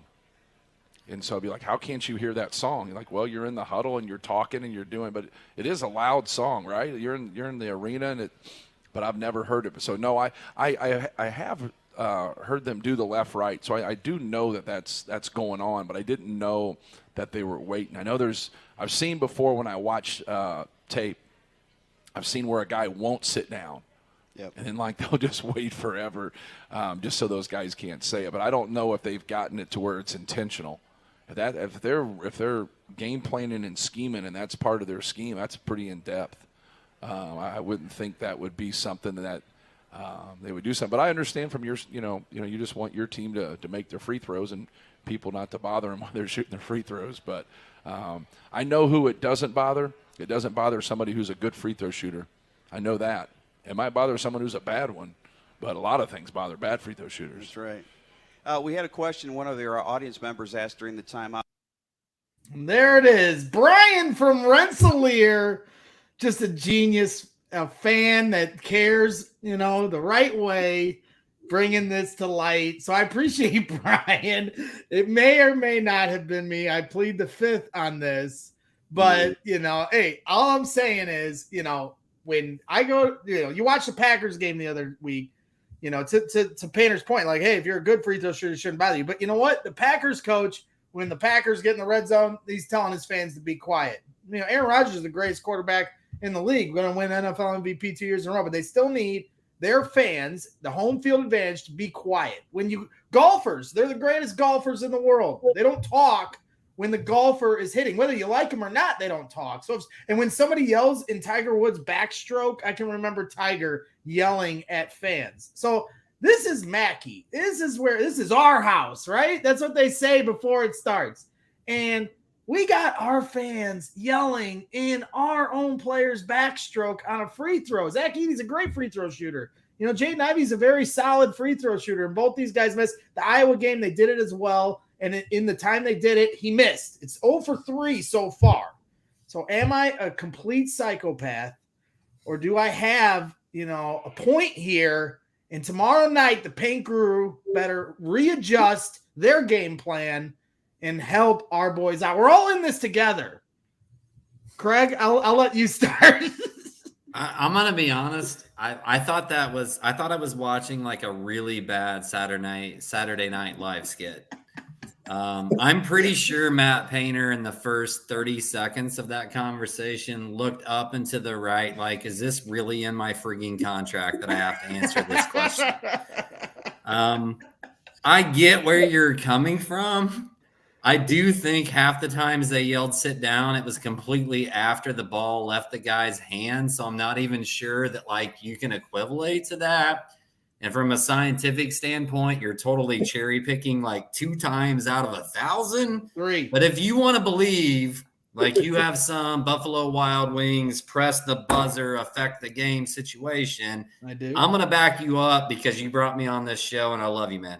I appreciate the backing. Bobby, you're going to have my back on this. And if they do it tomorrow night in a crucial moment, are you going to jump into the stands with me and start choking out Paint Crew members? I'm not gonna agree with you until they do it and it makes Sasha miss. If Sasha misses when they do it, then I'm all in. I texted him about this and he was laughing at me. He's like, I don't think that's why we're missing Greg. And I'm like, look, and I explained, I gave him my whole spiel and he was like, I feel you, man. I get where you're coming from. He's like, I definitely see what you're saying. I was like, Now, if I jinxed him, because now he's going to be thinking about it. It's the same thing like Painter. At least I put the seed in Painter's head because he did end another chant that was very controversial. Fans were very upset with him about eliminating the Hail Fire chant. This one is strategic. And, my whole point is like when a player fouls out, especially in a Big Ten game, it's normally because it's a really tight game. So that free throw is almost always going to be in a pivotal moment in the game where everyone needs to just be quiet, put your arm up, woo, and then do whatever you do after the shot.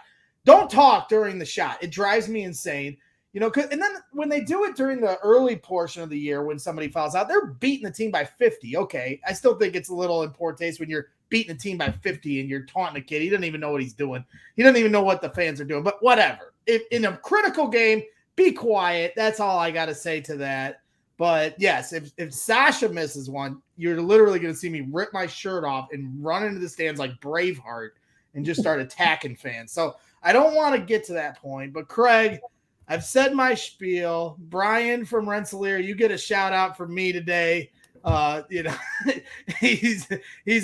want to take up too much more of your time, Bobby. I know we always run long on brags in the stands, but I know Craig had a few, and maybe if you want to trim them down to your most important ones or whatever, but he had some thoughts, as far as some rapid fire questions, fact or fiction, I think is how he posed it to me. And Craig, I'll let you take the stage. Well, first of all, Braggs, I have to say, in regards to the chant, if 2 Division I basketball players don't think that that's actually affecting them, and myself is 6th man of the year off of a 7th grade basketball team and 2A basketball in Centerville, Indiana, also doesn't agree, I'm not sure that I can buy it.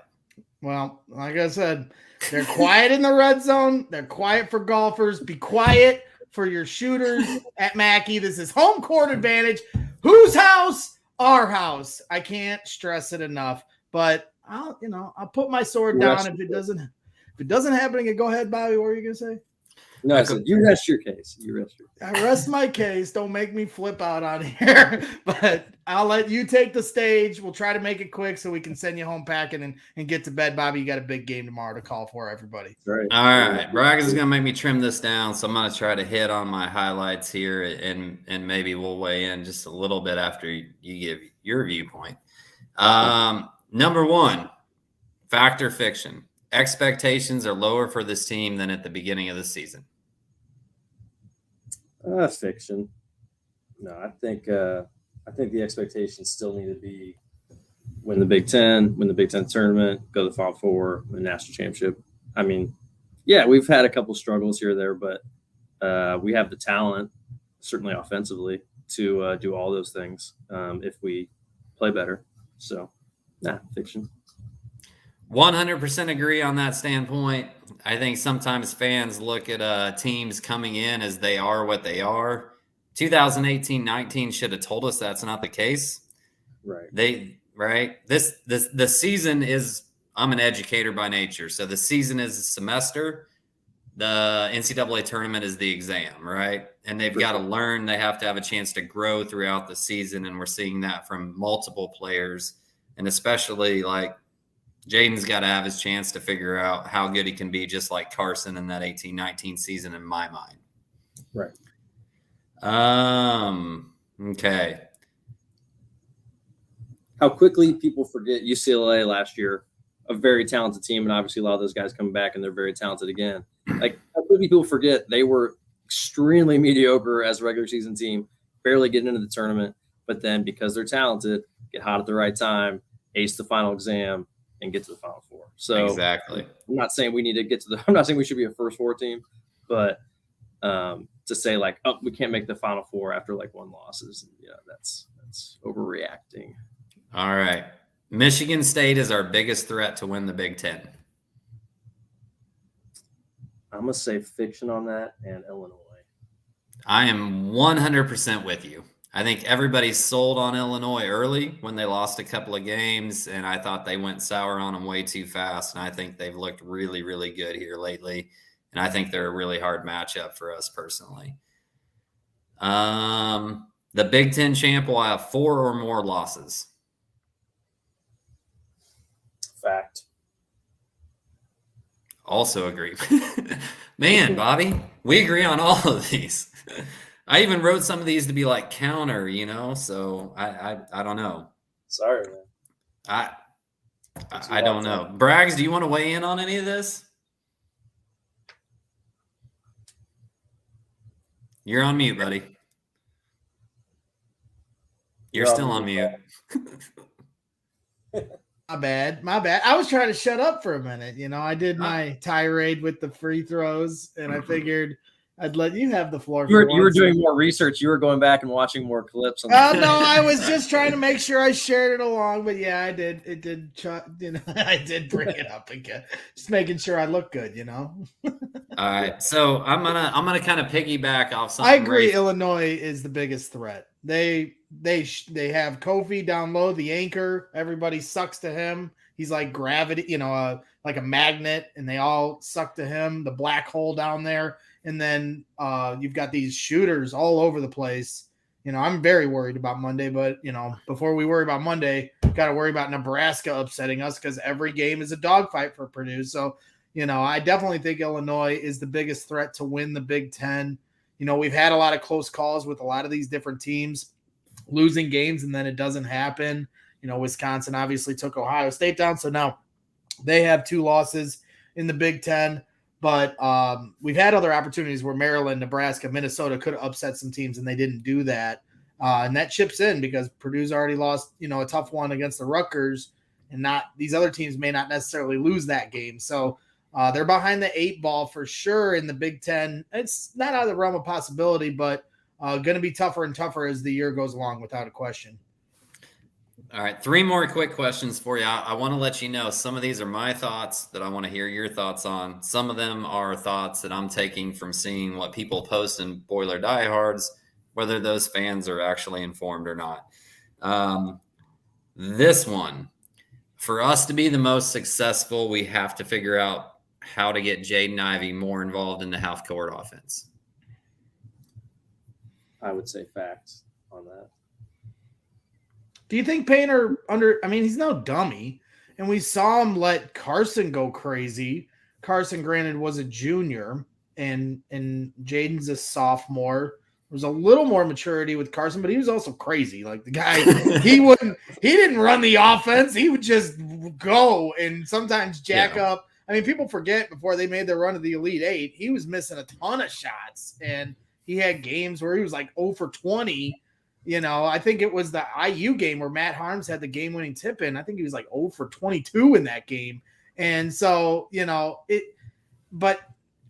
you think Painter understands? You hear it on the telecast a few times, you know, on the TV broadcast a few times that people feel like, you know, just put Jaden at the top and let him run the point or the pick and roll and crash towards the rim. They did that a lot at the end of last year.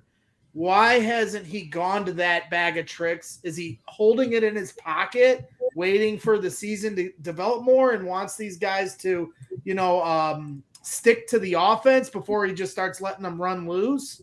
Or is he hesitant to it because Jaden at times can get a little out of control and drive in and not necessarily know what he's doing, and he leaves his feet, then he turns the ball over?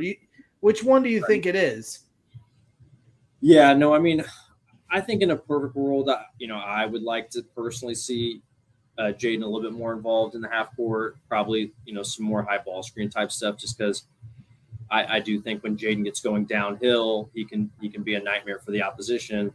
As far as I feel like he's shown a pretty good job of being able to kick out to shooters, or obviously attack the rim himself, or dump it down to a big, maybe dive into the rim.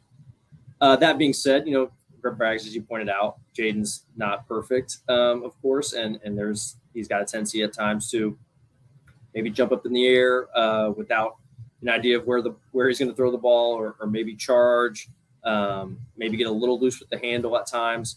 So, you know, I certainly understand why maybe Coach Painter doesn't 1,000% trust him to do more of the playmaking in the half court. Obviously, we've seen, you know, Coach Painter has talked about it 1,000 times, like in post-game shows or coaches shows, how much he loves the idea of Jaden Ivey in space and transition. And obviously, they've really made a conscious effort to try to outlet the ball to Jaden Ivey as much as they can versus outletting it to, say, Isaiah or Eric or Ethan.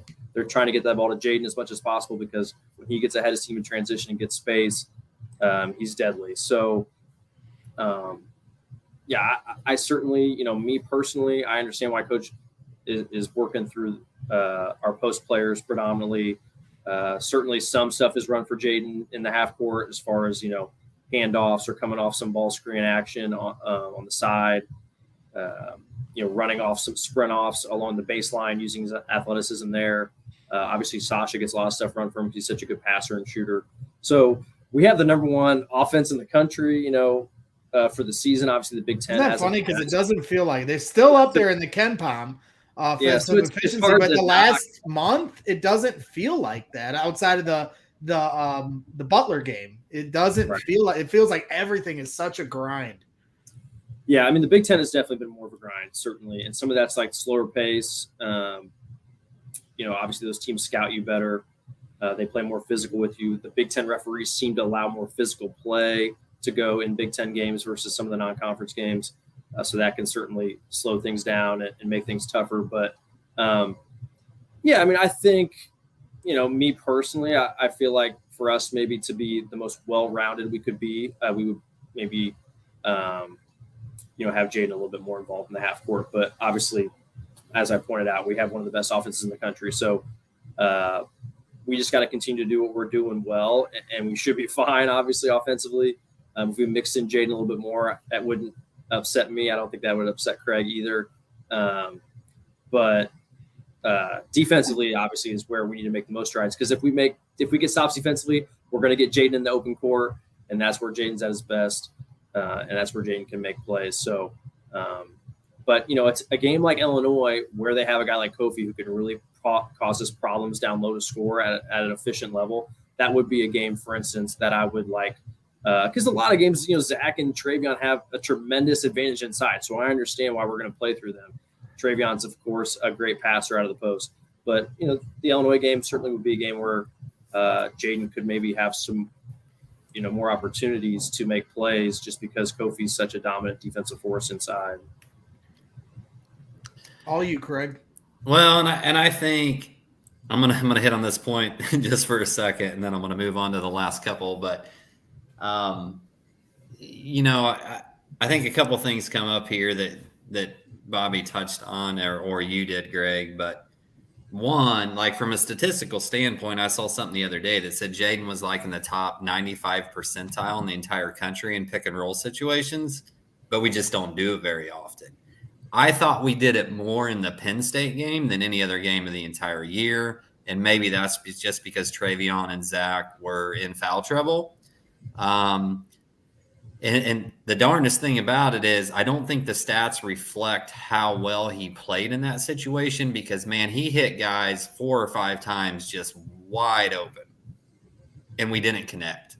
And I wanted to look back when I was on Boiler Diehards, I kind of give my 10 quick thoughts and people start chiming in and I want to be like, oh, Jaden had like 6 assists. He had 1. But when I went back and I rewatched the game, I was like, man, there was like 7 shots that were just wide open that he created. The guys just didn't hit, Right.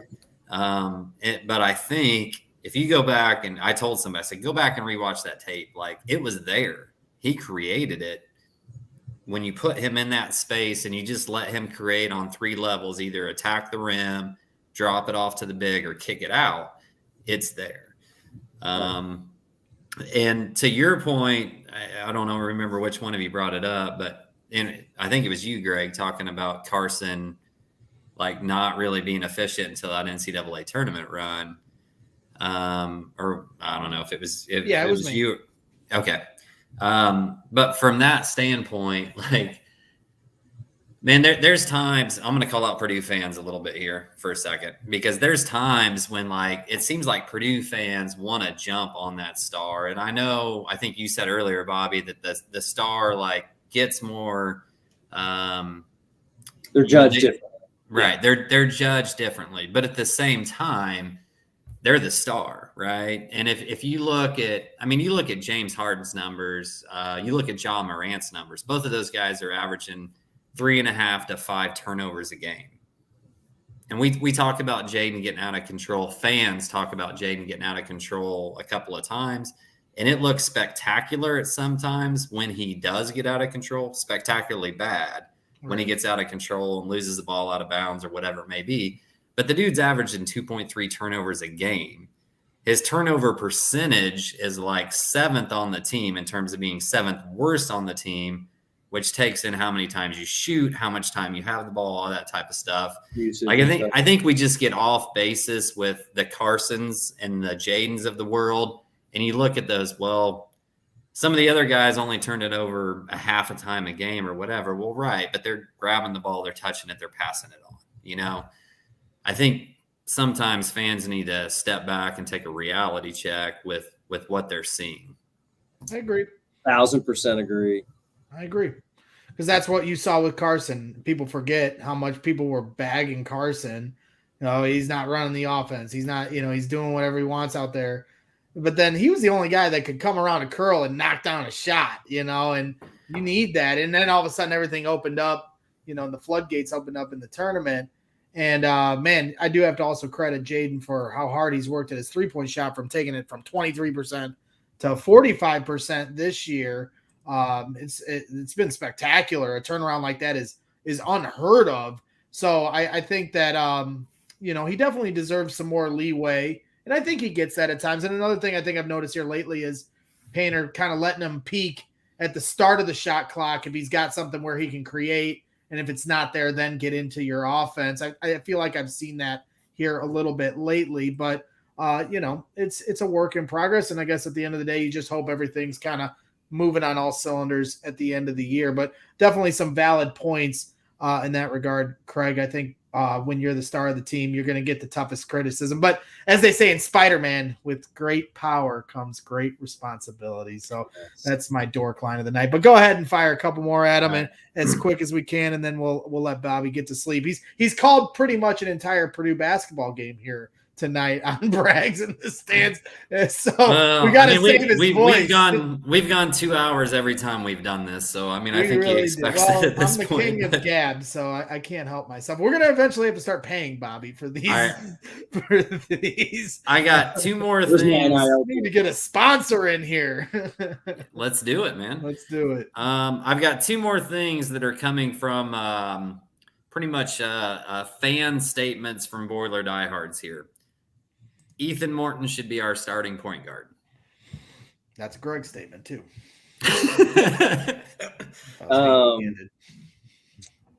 Yeah, I mean that's an interesting one. I'm certainly on the fence there. I'm Jaden and Ethan. I'm big fans of both those guys. So yeah, if you tell me those guys need to play more minutes, I'm not going to fight you.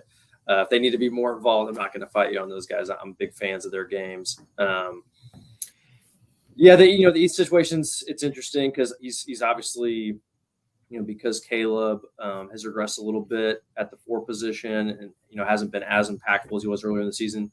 Ethan's having to have some playing time at the 4 spot behind Mason more than maybe we thought at the beginning of the season. So that's certainly eaten into some of his time that he could be playing other spots. It's interesting. He hasn't played the 1 much this year, so it's hard to know in my mind. Obviously, maybe he's done it some in practice, but it's hard to know how effective he would be. I do think he could certainly do it. He does lack some of that pace that you might ideally want from the point guard spot, as far as if they were handling the ball a lot. But because we outletted Jaden so much in transition, he really wouldn't be in a spot where he's pushing the ball all that much in transition. I think he can orchestrate the offense, obviously, in the half court, just like Eric or Isaiah does. It's more about trying to, get your best players on the court as much as possible. And, as the season goes on, if Ethan continues to play as well as he is, I think right now he plays roughly around 20 minutes a game, or it's been close to that the last couple of games. I think, that number could certainly get closer to 25 or 30.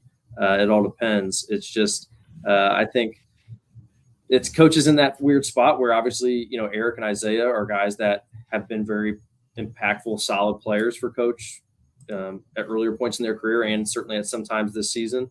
And Ethan's a guy who's new this year and coming on, as far as this is his first year really playing. So, what things look like right now certainly may be different at the end of the season. It's a work in progress, and we'll see. But Ethan certainly, in my mind, earned the chance to get some more minutes. And he's physical. We've had trouble with, our guards turning the ball over, getting it up half court, and he's a bigger guy. It's harder to get around him. He's a big physical guard. I think that helps on the offensive end, not turning the ball over, and on the defensive end when you've seen, a switch happen, and then all of a sudden they're backing down Isaiah or Eric. It can become a mismatch, and I think Ethan at times can eliminate that possibility with his size. Not to say that he can't be taken advantage of too. He's still, somewhat raw in his potential, but yeah, I that's kind of where I look at. I hate saying any of that because I just wish they'd all just play well. Because I'm not trying to say somebody shouldn't play over anybody. Honestly, I root for every one of these guys on this team, whether I have a huge Sasha bias or not. But that is something that I see with Ethan. I think he can be a huge. No, I definitely do. But every time they come down the court, I'm like, he's open. He's always open. 3 guys open. That's a good shot. 7-11. He's always open. So go ahead, Craig, take it away. Well, I just think it's amusing on that point that we're talking about should Ethan start at the 4 or at the 1 when he's essentially playing the 4 most minutes of anything. Excuse me. No, you're fine.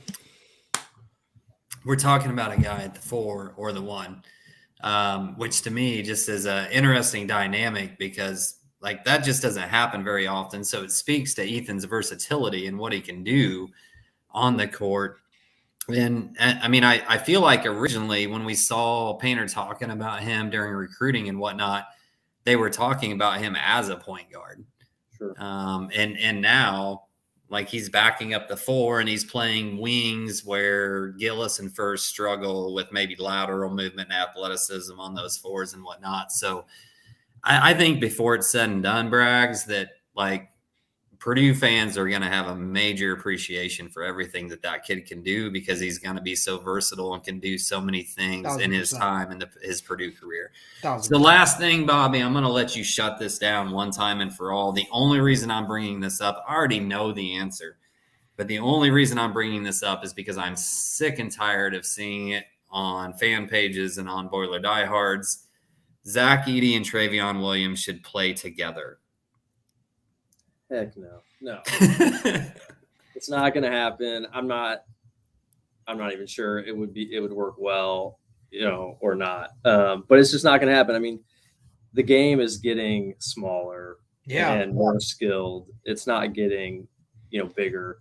And, Travion, in my mind, when he's really engaged defensively, like the one guy, like when he was playing really well this year, like the NC State game and some of these games where Travion's been at his best, Villanova, he gives me some Draymond Green type of vibes as far as, Draymond had that ability once he got to the NBA. He really got his body right. He slimmed down, became even more athletic, more agile.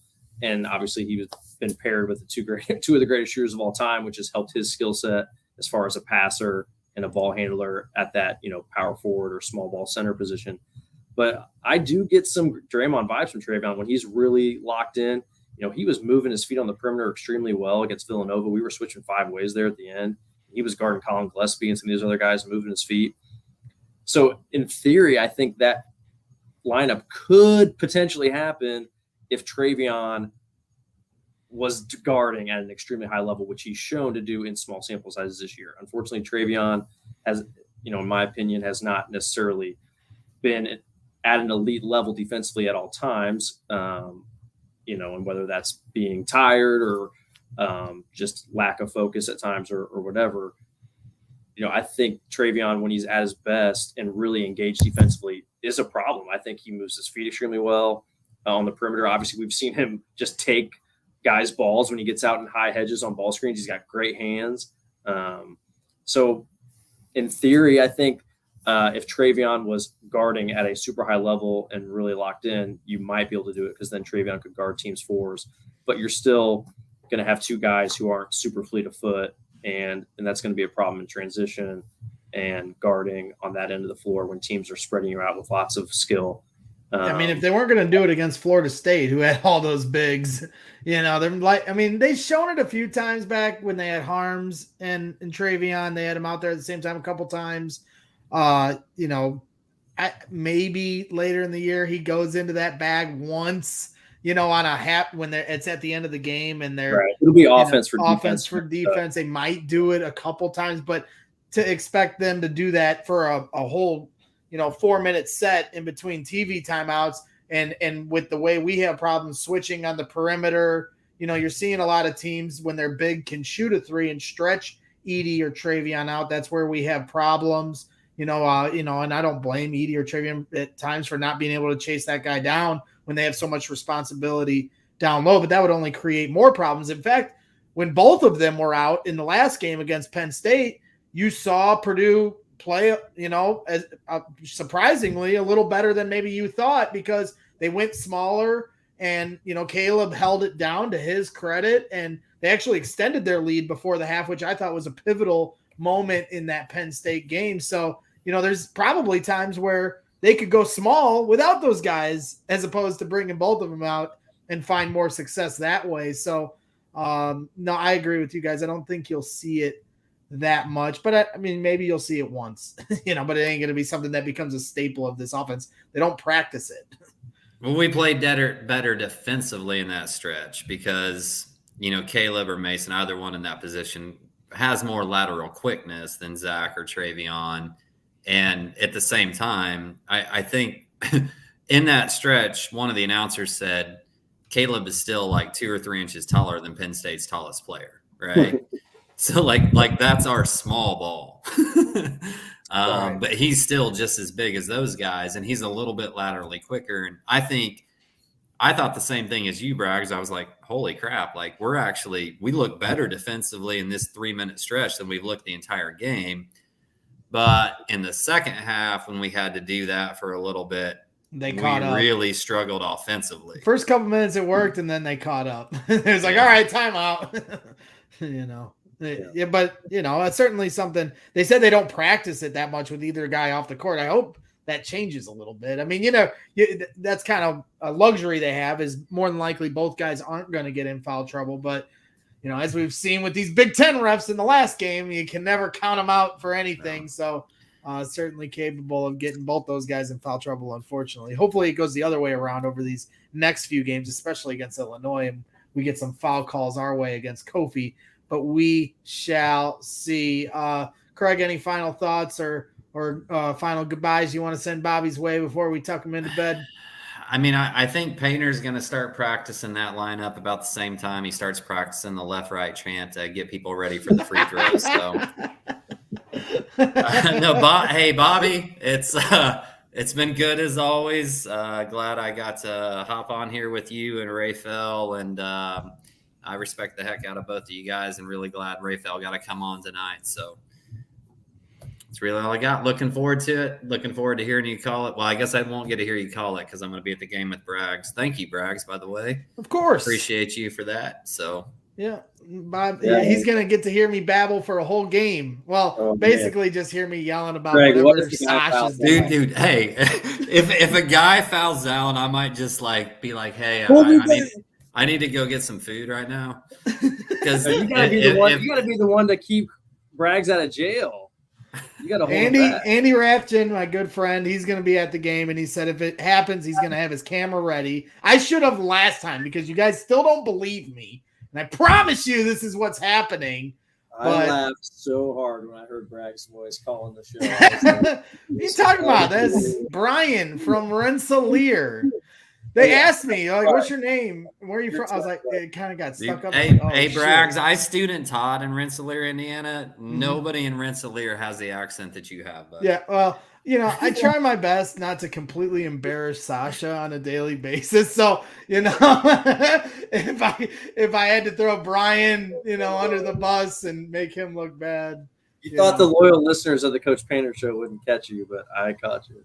I had a few people texting me about it. I was like, no comment. But I'm doing my part. Hey, this is Braggs in the stands. This is about fans in the stands, And my other point to that whole thing was, if we want to be critical about this team and talk about what adjustments they need to make, we're all experts as soon as they lose a game and run on Twitter and Facebook with our vitriol with these guys who are 13-2 and then go home and do homework after the game and bust their ass to be one of the best teams Purdue's put out there in a long, long time. If we're going to be that critical on these guys, then we need to self-evaluate the fans in the stands. And I can't make an impact on the court, but I can make an impact in the stands. So I'm doing my part. We're all pulling from the same rope. And yes, Craig's going to have to hold me back from choking up paint crew member out if it happens again tomorrow. But I think everyone's kind of on the same page.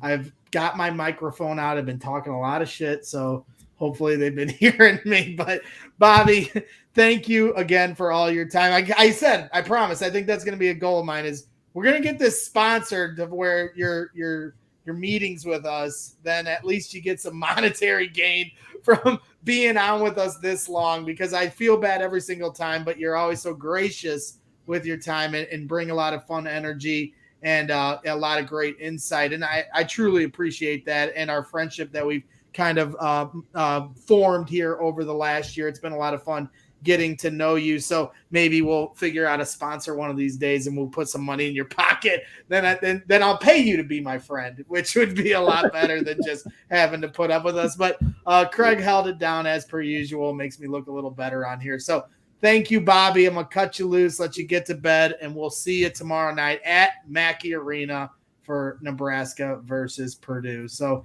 thank you for all your time again. Thanks, Braggs, and thanks, Craig, and always enjoy talking to you guys about Boilermakers. Yeah, appreciate you. We'll bug you sometime down the road, and we'll see you tomorrow. That is Bobby Riddell, radio voice, color analyst for Purdue men's basketball. And,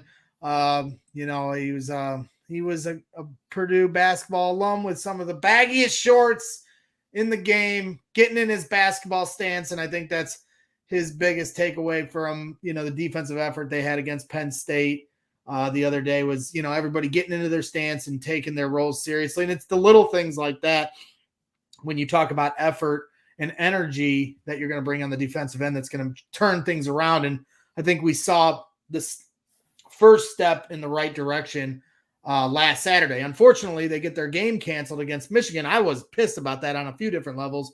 One, Michigan is reeling right now, so it's a great time to play them. Two, I didn't want this team taking a whole week off. Sounds like from what I heard today and some of the pressers that we saw with they did a Painter interview and a Sasha interview on goldenblack.com. He said a lot of the players were banged up. He didn't really specify as to what, but it sounded like the time off was needed in that regard for some healing. So maybe that was the silver lining, but I don't like that they took a whole week off as far as rest versus rust. There's a little bit of a challenge there. So hopefully they can come out firing for the Paint Crew tomorrow and maybe have one game where I'm not having a heart attack for the last 10 minutes, but I'm sure it'll be another close one. Nebraska's, 0-5 in the Big Ten, but every game I feel like they've been in for the majority of the game, they just have trouble closing. You saw that in their last game against Illinois. They gave Illinois all they could, and unfortunately they couldn't take them down. But Craig, what are you thinking here? There's no time limit on this. If you still got a few thoughts and you want to kick around, or if you want to go to bed, you're on the East Coast. I'm Midwest time, so it's still before I'm 10. East Coast. I'm literally like 15 miles east of you. I'm like an hour south of you, but 15 miles east. So, I'm not gonna lie. When I watched Nebraska playing Illinois the other night, their point guard scares me because to me, there's two things that Purdue struggles with defensively the most. And if you look at the games where you're like, why can't we guard anybody? One of those is when they have long athletic wings that can shoot. Okay. So Johnny Davis, North Carolina State, and what was the other game? There was 3 games. They had big athletic wings that could shoot. Rutgers, Harper, right? People like to talk about Ivy being long he's probably a 2 guard in the NBA, maybe a point guard in the NBA. He's not a long 3. Harper's a 3. Davis is a 3. The North Carolina State guy was a 4. Really, Harper might be a 4 because we had our 4s guarding him. Correct.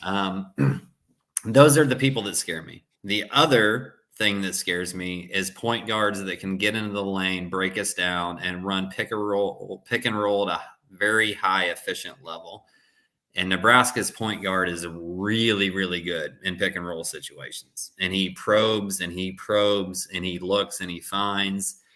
And I'm worried about what he's going to do to Zach and Travion. Like, I'm genuinely worried about that.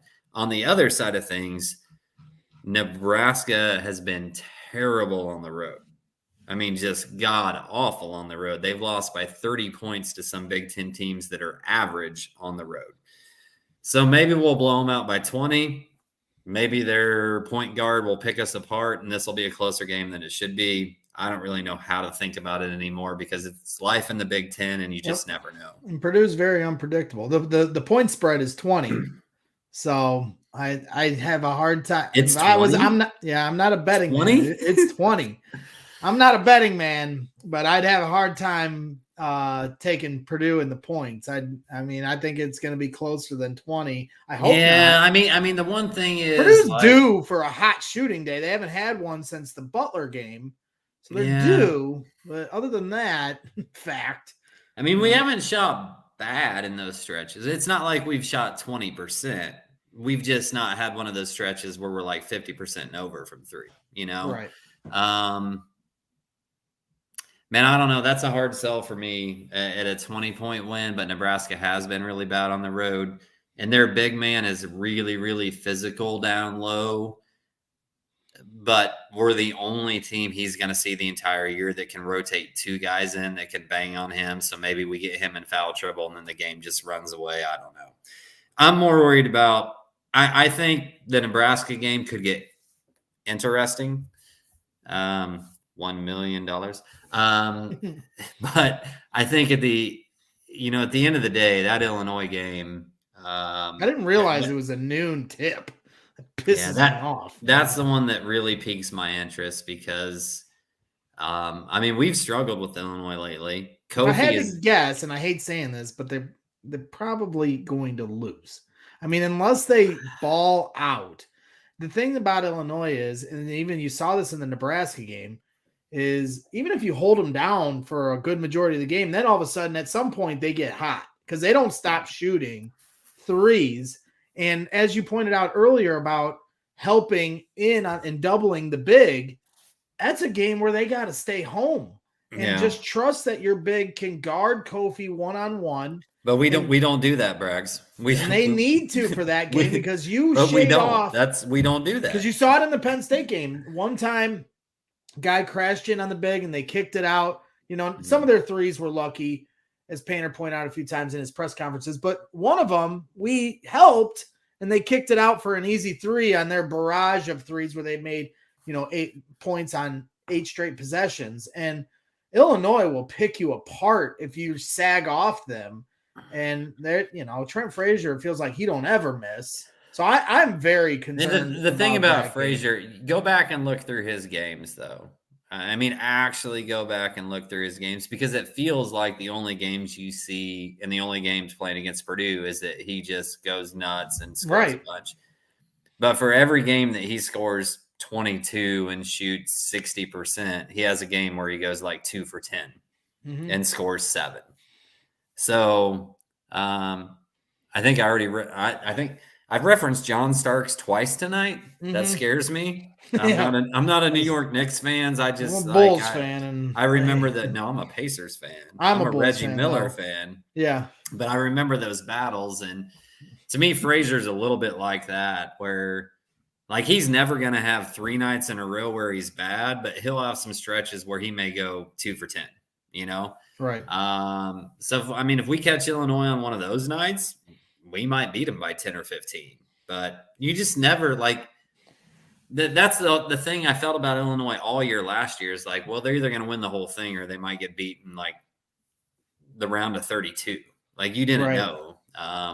They could be great or they could be super, super average, which maybe is where we're at right now. Who knows? Maybe that's where everybody is right now. It really is. Any team can fall. You saw Duke lose to Miami at home the other night. Baylor to Texas Tech without Auburn barely squeaked away the other night. Baylor loses to Texas Tech. And Tech didn't even have their leading scorer. And that was at home. USC loses. USC didn't play anybody. Let's not put them on the same plane of everybody else. They put them ahead of Purdue, which pissed me off. Then they go down. That wasn't right. They didn't play anybody. So yeah, it's certainly wide open. I feel like the Illinois game will either be close or Illinois is going to give us the business. And I hope I'm wrong, but it's just the way everything feels right now with Purdue. Nothing's coming easy. I feel like sometimes they don't get a lot of luck with the refs. And I know that sounds very biased and fan-hatty, but I do feel that way at times, but especially when it comes to Zach Edey, I don't feel like, some of his offensive fouls I feel like are fair, but the one where he was barely grazing Harar's back and they give him a touch foul, that was complete garbage. Travion Williams gets that pick where he picks the guy on the perimeter. They called that a foul. That one was bad. That one was definitely bad. Garbage. And it just drives me nuts. But that's part of the game too. It's an interesting year when I'm can we get Borowski back? Because I actually think Bobo has called games better than he's been in our chats last year. He would be in our chats a few times. Not the real Bobo. Not the real one. The parody account one on Twitter will make. I think he's done a really nice job calling the games I've watched this year, if I'm going to be honest. Yeah. Bo. Okay, I got one last question for you, and then I need to sign off. Yes, sir. So we need to wrap this up. I need you to go on record right now 10 years from now, is Justin Fields a Hall of Famer? 10 years from right now? I'm going to switch from Purdue to Chicago Bears because I follow you on Twitter. And I just got to know, is Fields going to be talked about as a Hall of Famer in 10 years or not? Hall of Famer, I think, is pretty lofty. I will take a very solid, starting, I think a more fair question is, in 10 years, is he still the starting quarterback of the Chicago Bears? Because that means he's had a very solid career. Hall of Fame. I mean, I made the mistake once when the Cubs were at their peak. I'm saying we had like 10 Hall of Famers. And then I think ever since the day I said that, the whole team came crumbling down. So I'm gonna slow down. So you think he can be at least like Jim McMahon? Jim McMahon era. But for those that think that the coach doesn't have as big of an impact, I just so strongly disagree.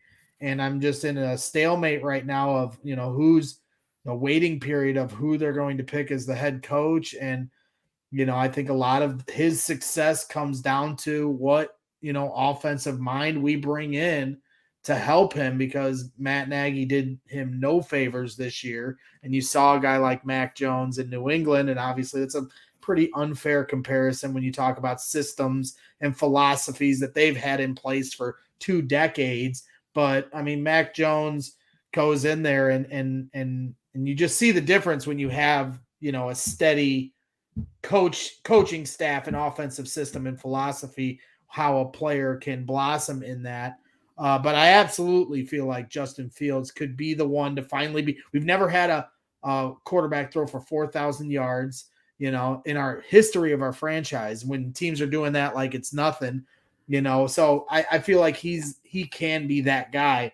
I feel like Aiden O'Connell did that last year. Yeah, exactly. So, we've got a long way to go, but I absolutely feel like Justin Fields has that factor, and it just comes down to getting the right coach. I'm a big Greg Roman. If we can't get Harbaugh or the pipe dream guys, I feel like a guy like Greg Roman could absolutely be a great asset to Justin Fields. If you just see the way Justin, is, like, look at what Greg Roman has done with Lamar Jackson and Tyler Huntley. And when he did it with Colin Kaepernick in San Francisco, and then if you talk about his adjustments from when he had a quarterback like that to Joe Flacco or Alex Smith, he understands different ways to win a football game, whereas Matt Nagy only understood one way to call a game, and that was the Kansas City way when we don't have the Kansas City Chiefs pieces. So, it's going to be so important to have a guy that can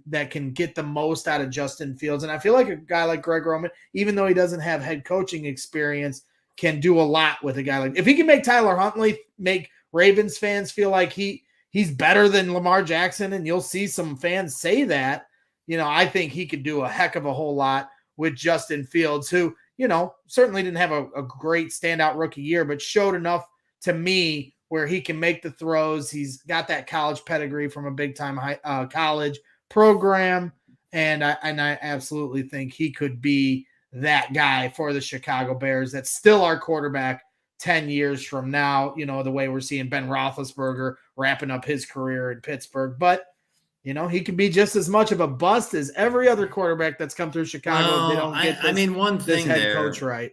Big Ben is from Miami of Ohio, which has combined for more NFL passing yards than all quarterbacks from Ohio State in the last decade.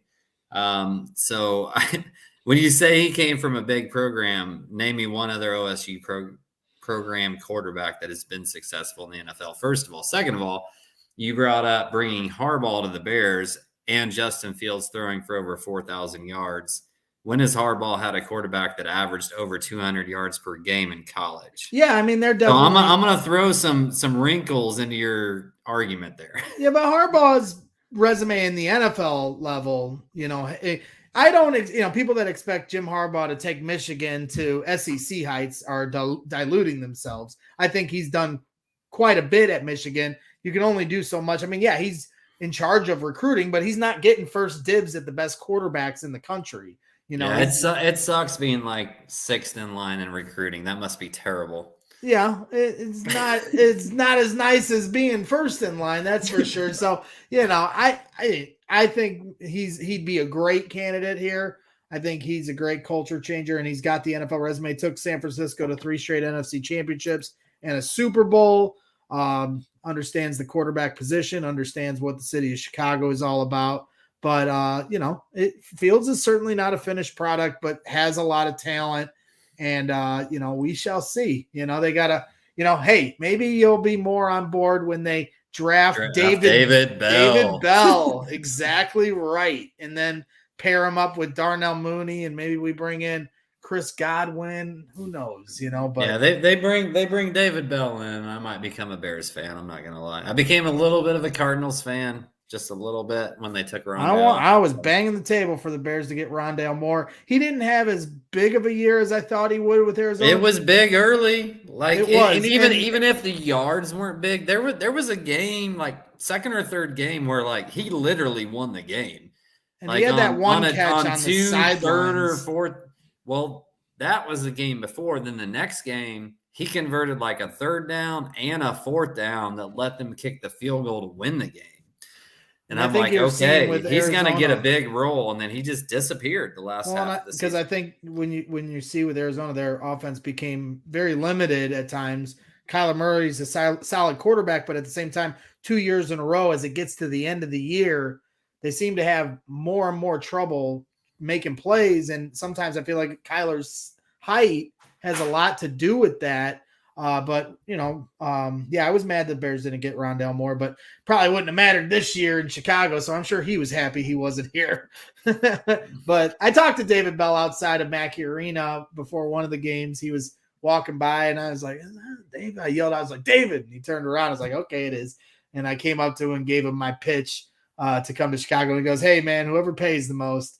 And he was joking, but I was giving him my sales pitch to come to the Bears, and then some stupid Colts fan came by and was like, "Come to the Colts," and I was like, "Get out of here! I'm talking to David." So, I'm really banging the table for David Bell. He's, to me, I watched him. The funniest thing to me is my fun fact for David Bell will always be, one of his greatest highlights ever was a shot on a basketball court, taking down Romeo Langford in semi-state. Romeo Langford, one of the greatest Indiana high school players ever, and Warren Central beats him in one of the most high. Well, I mean, just statistically, was portrayed as right.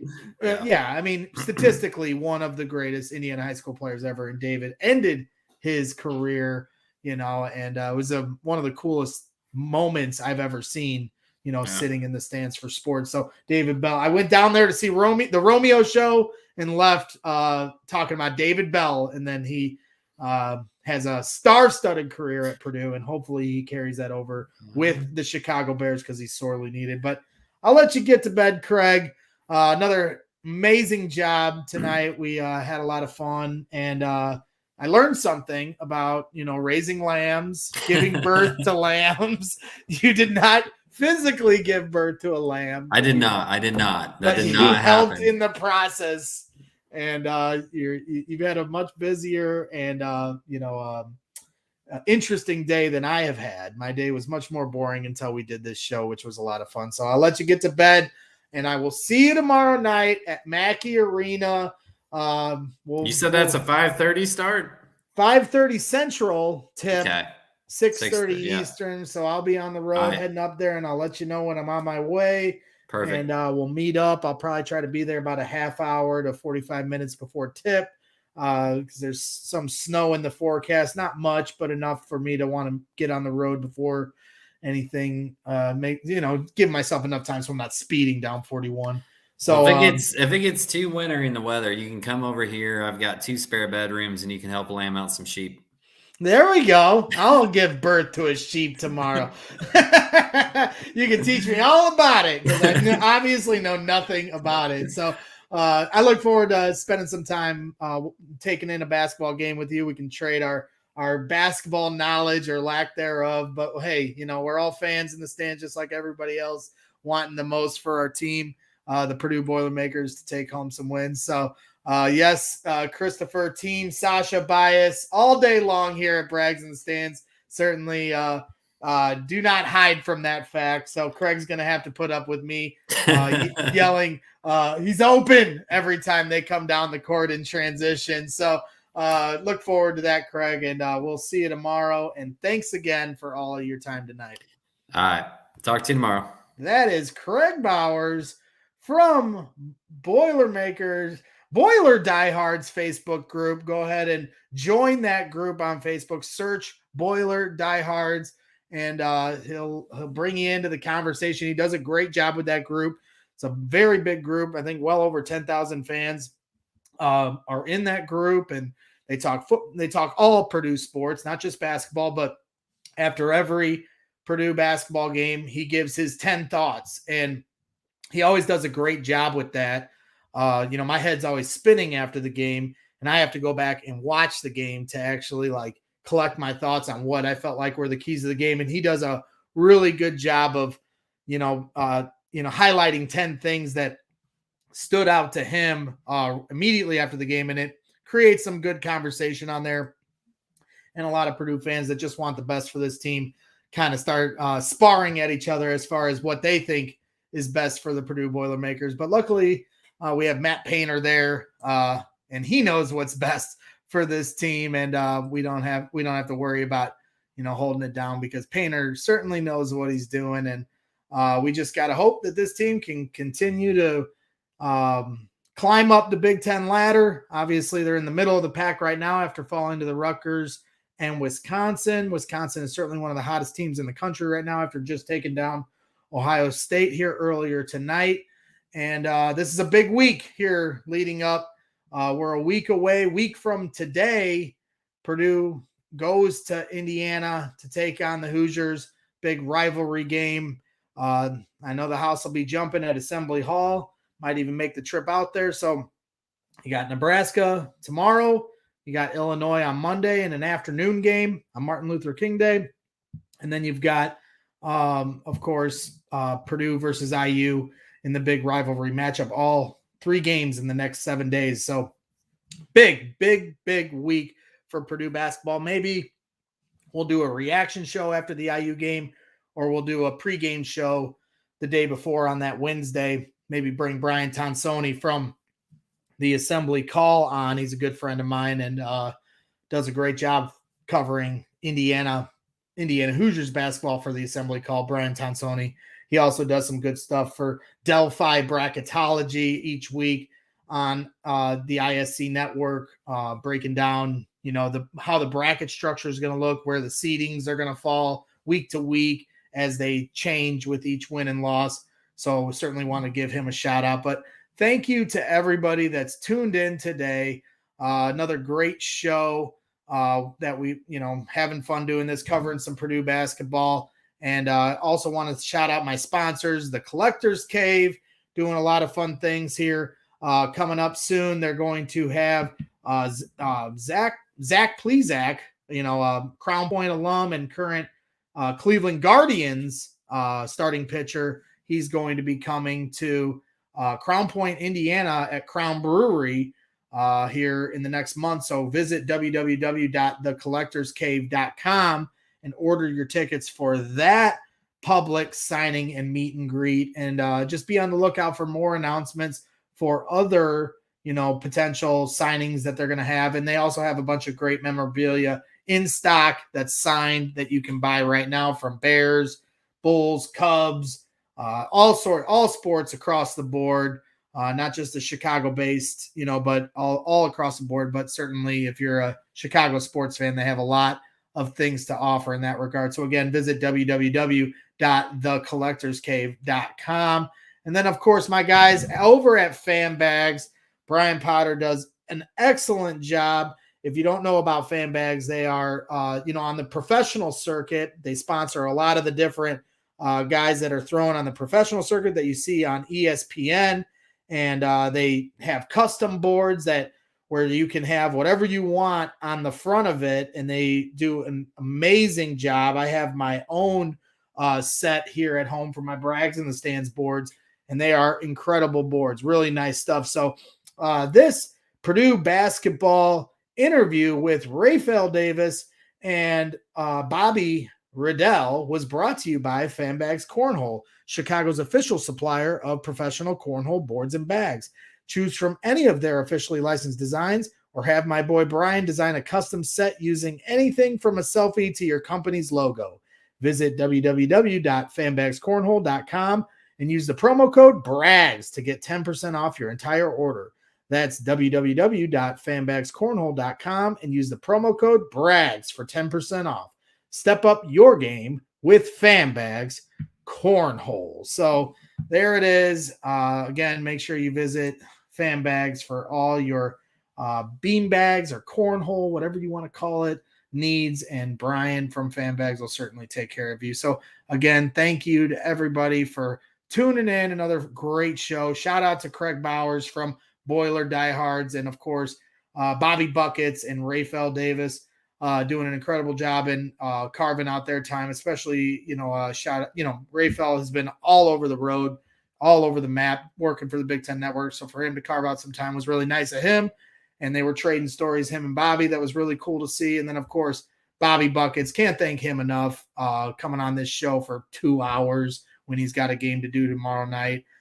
Definitely, I almost feel bad in that regard, but at the same time, he's such a nice guy, and we can't thank him enough for everything he brings here at Brags in the Stands. So again, thank you to everybody that tuned in, and be on the lookout for more Purdue basketball shows here in the future.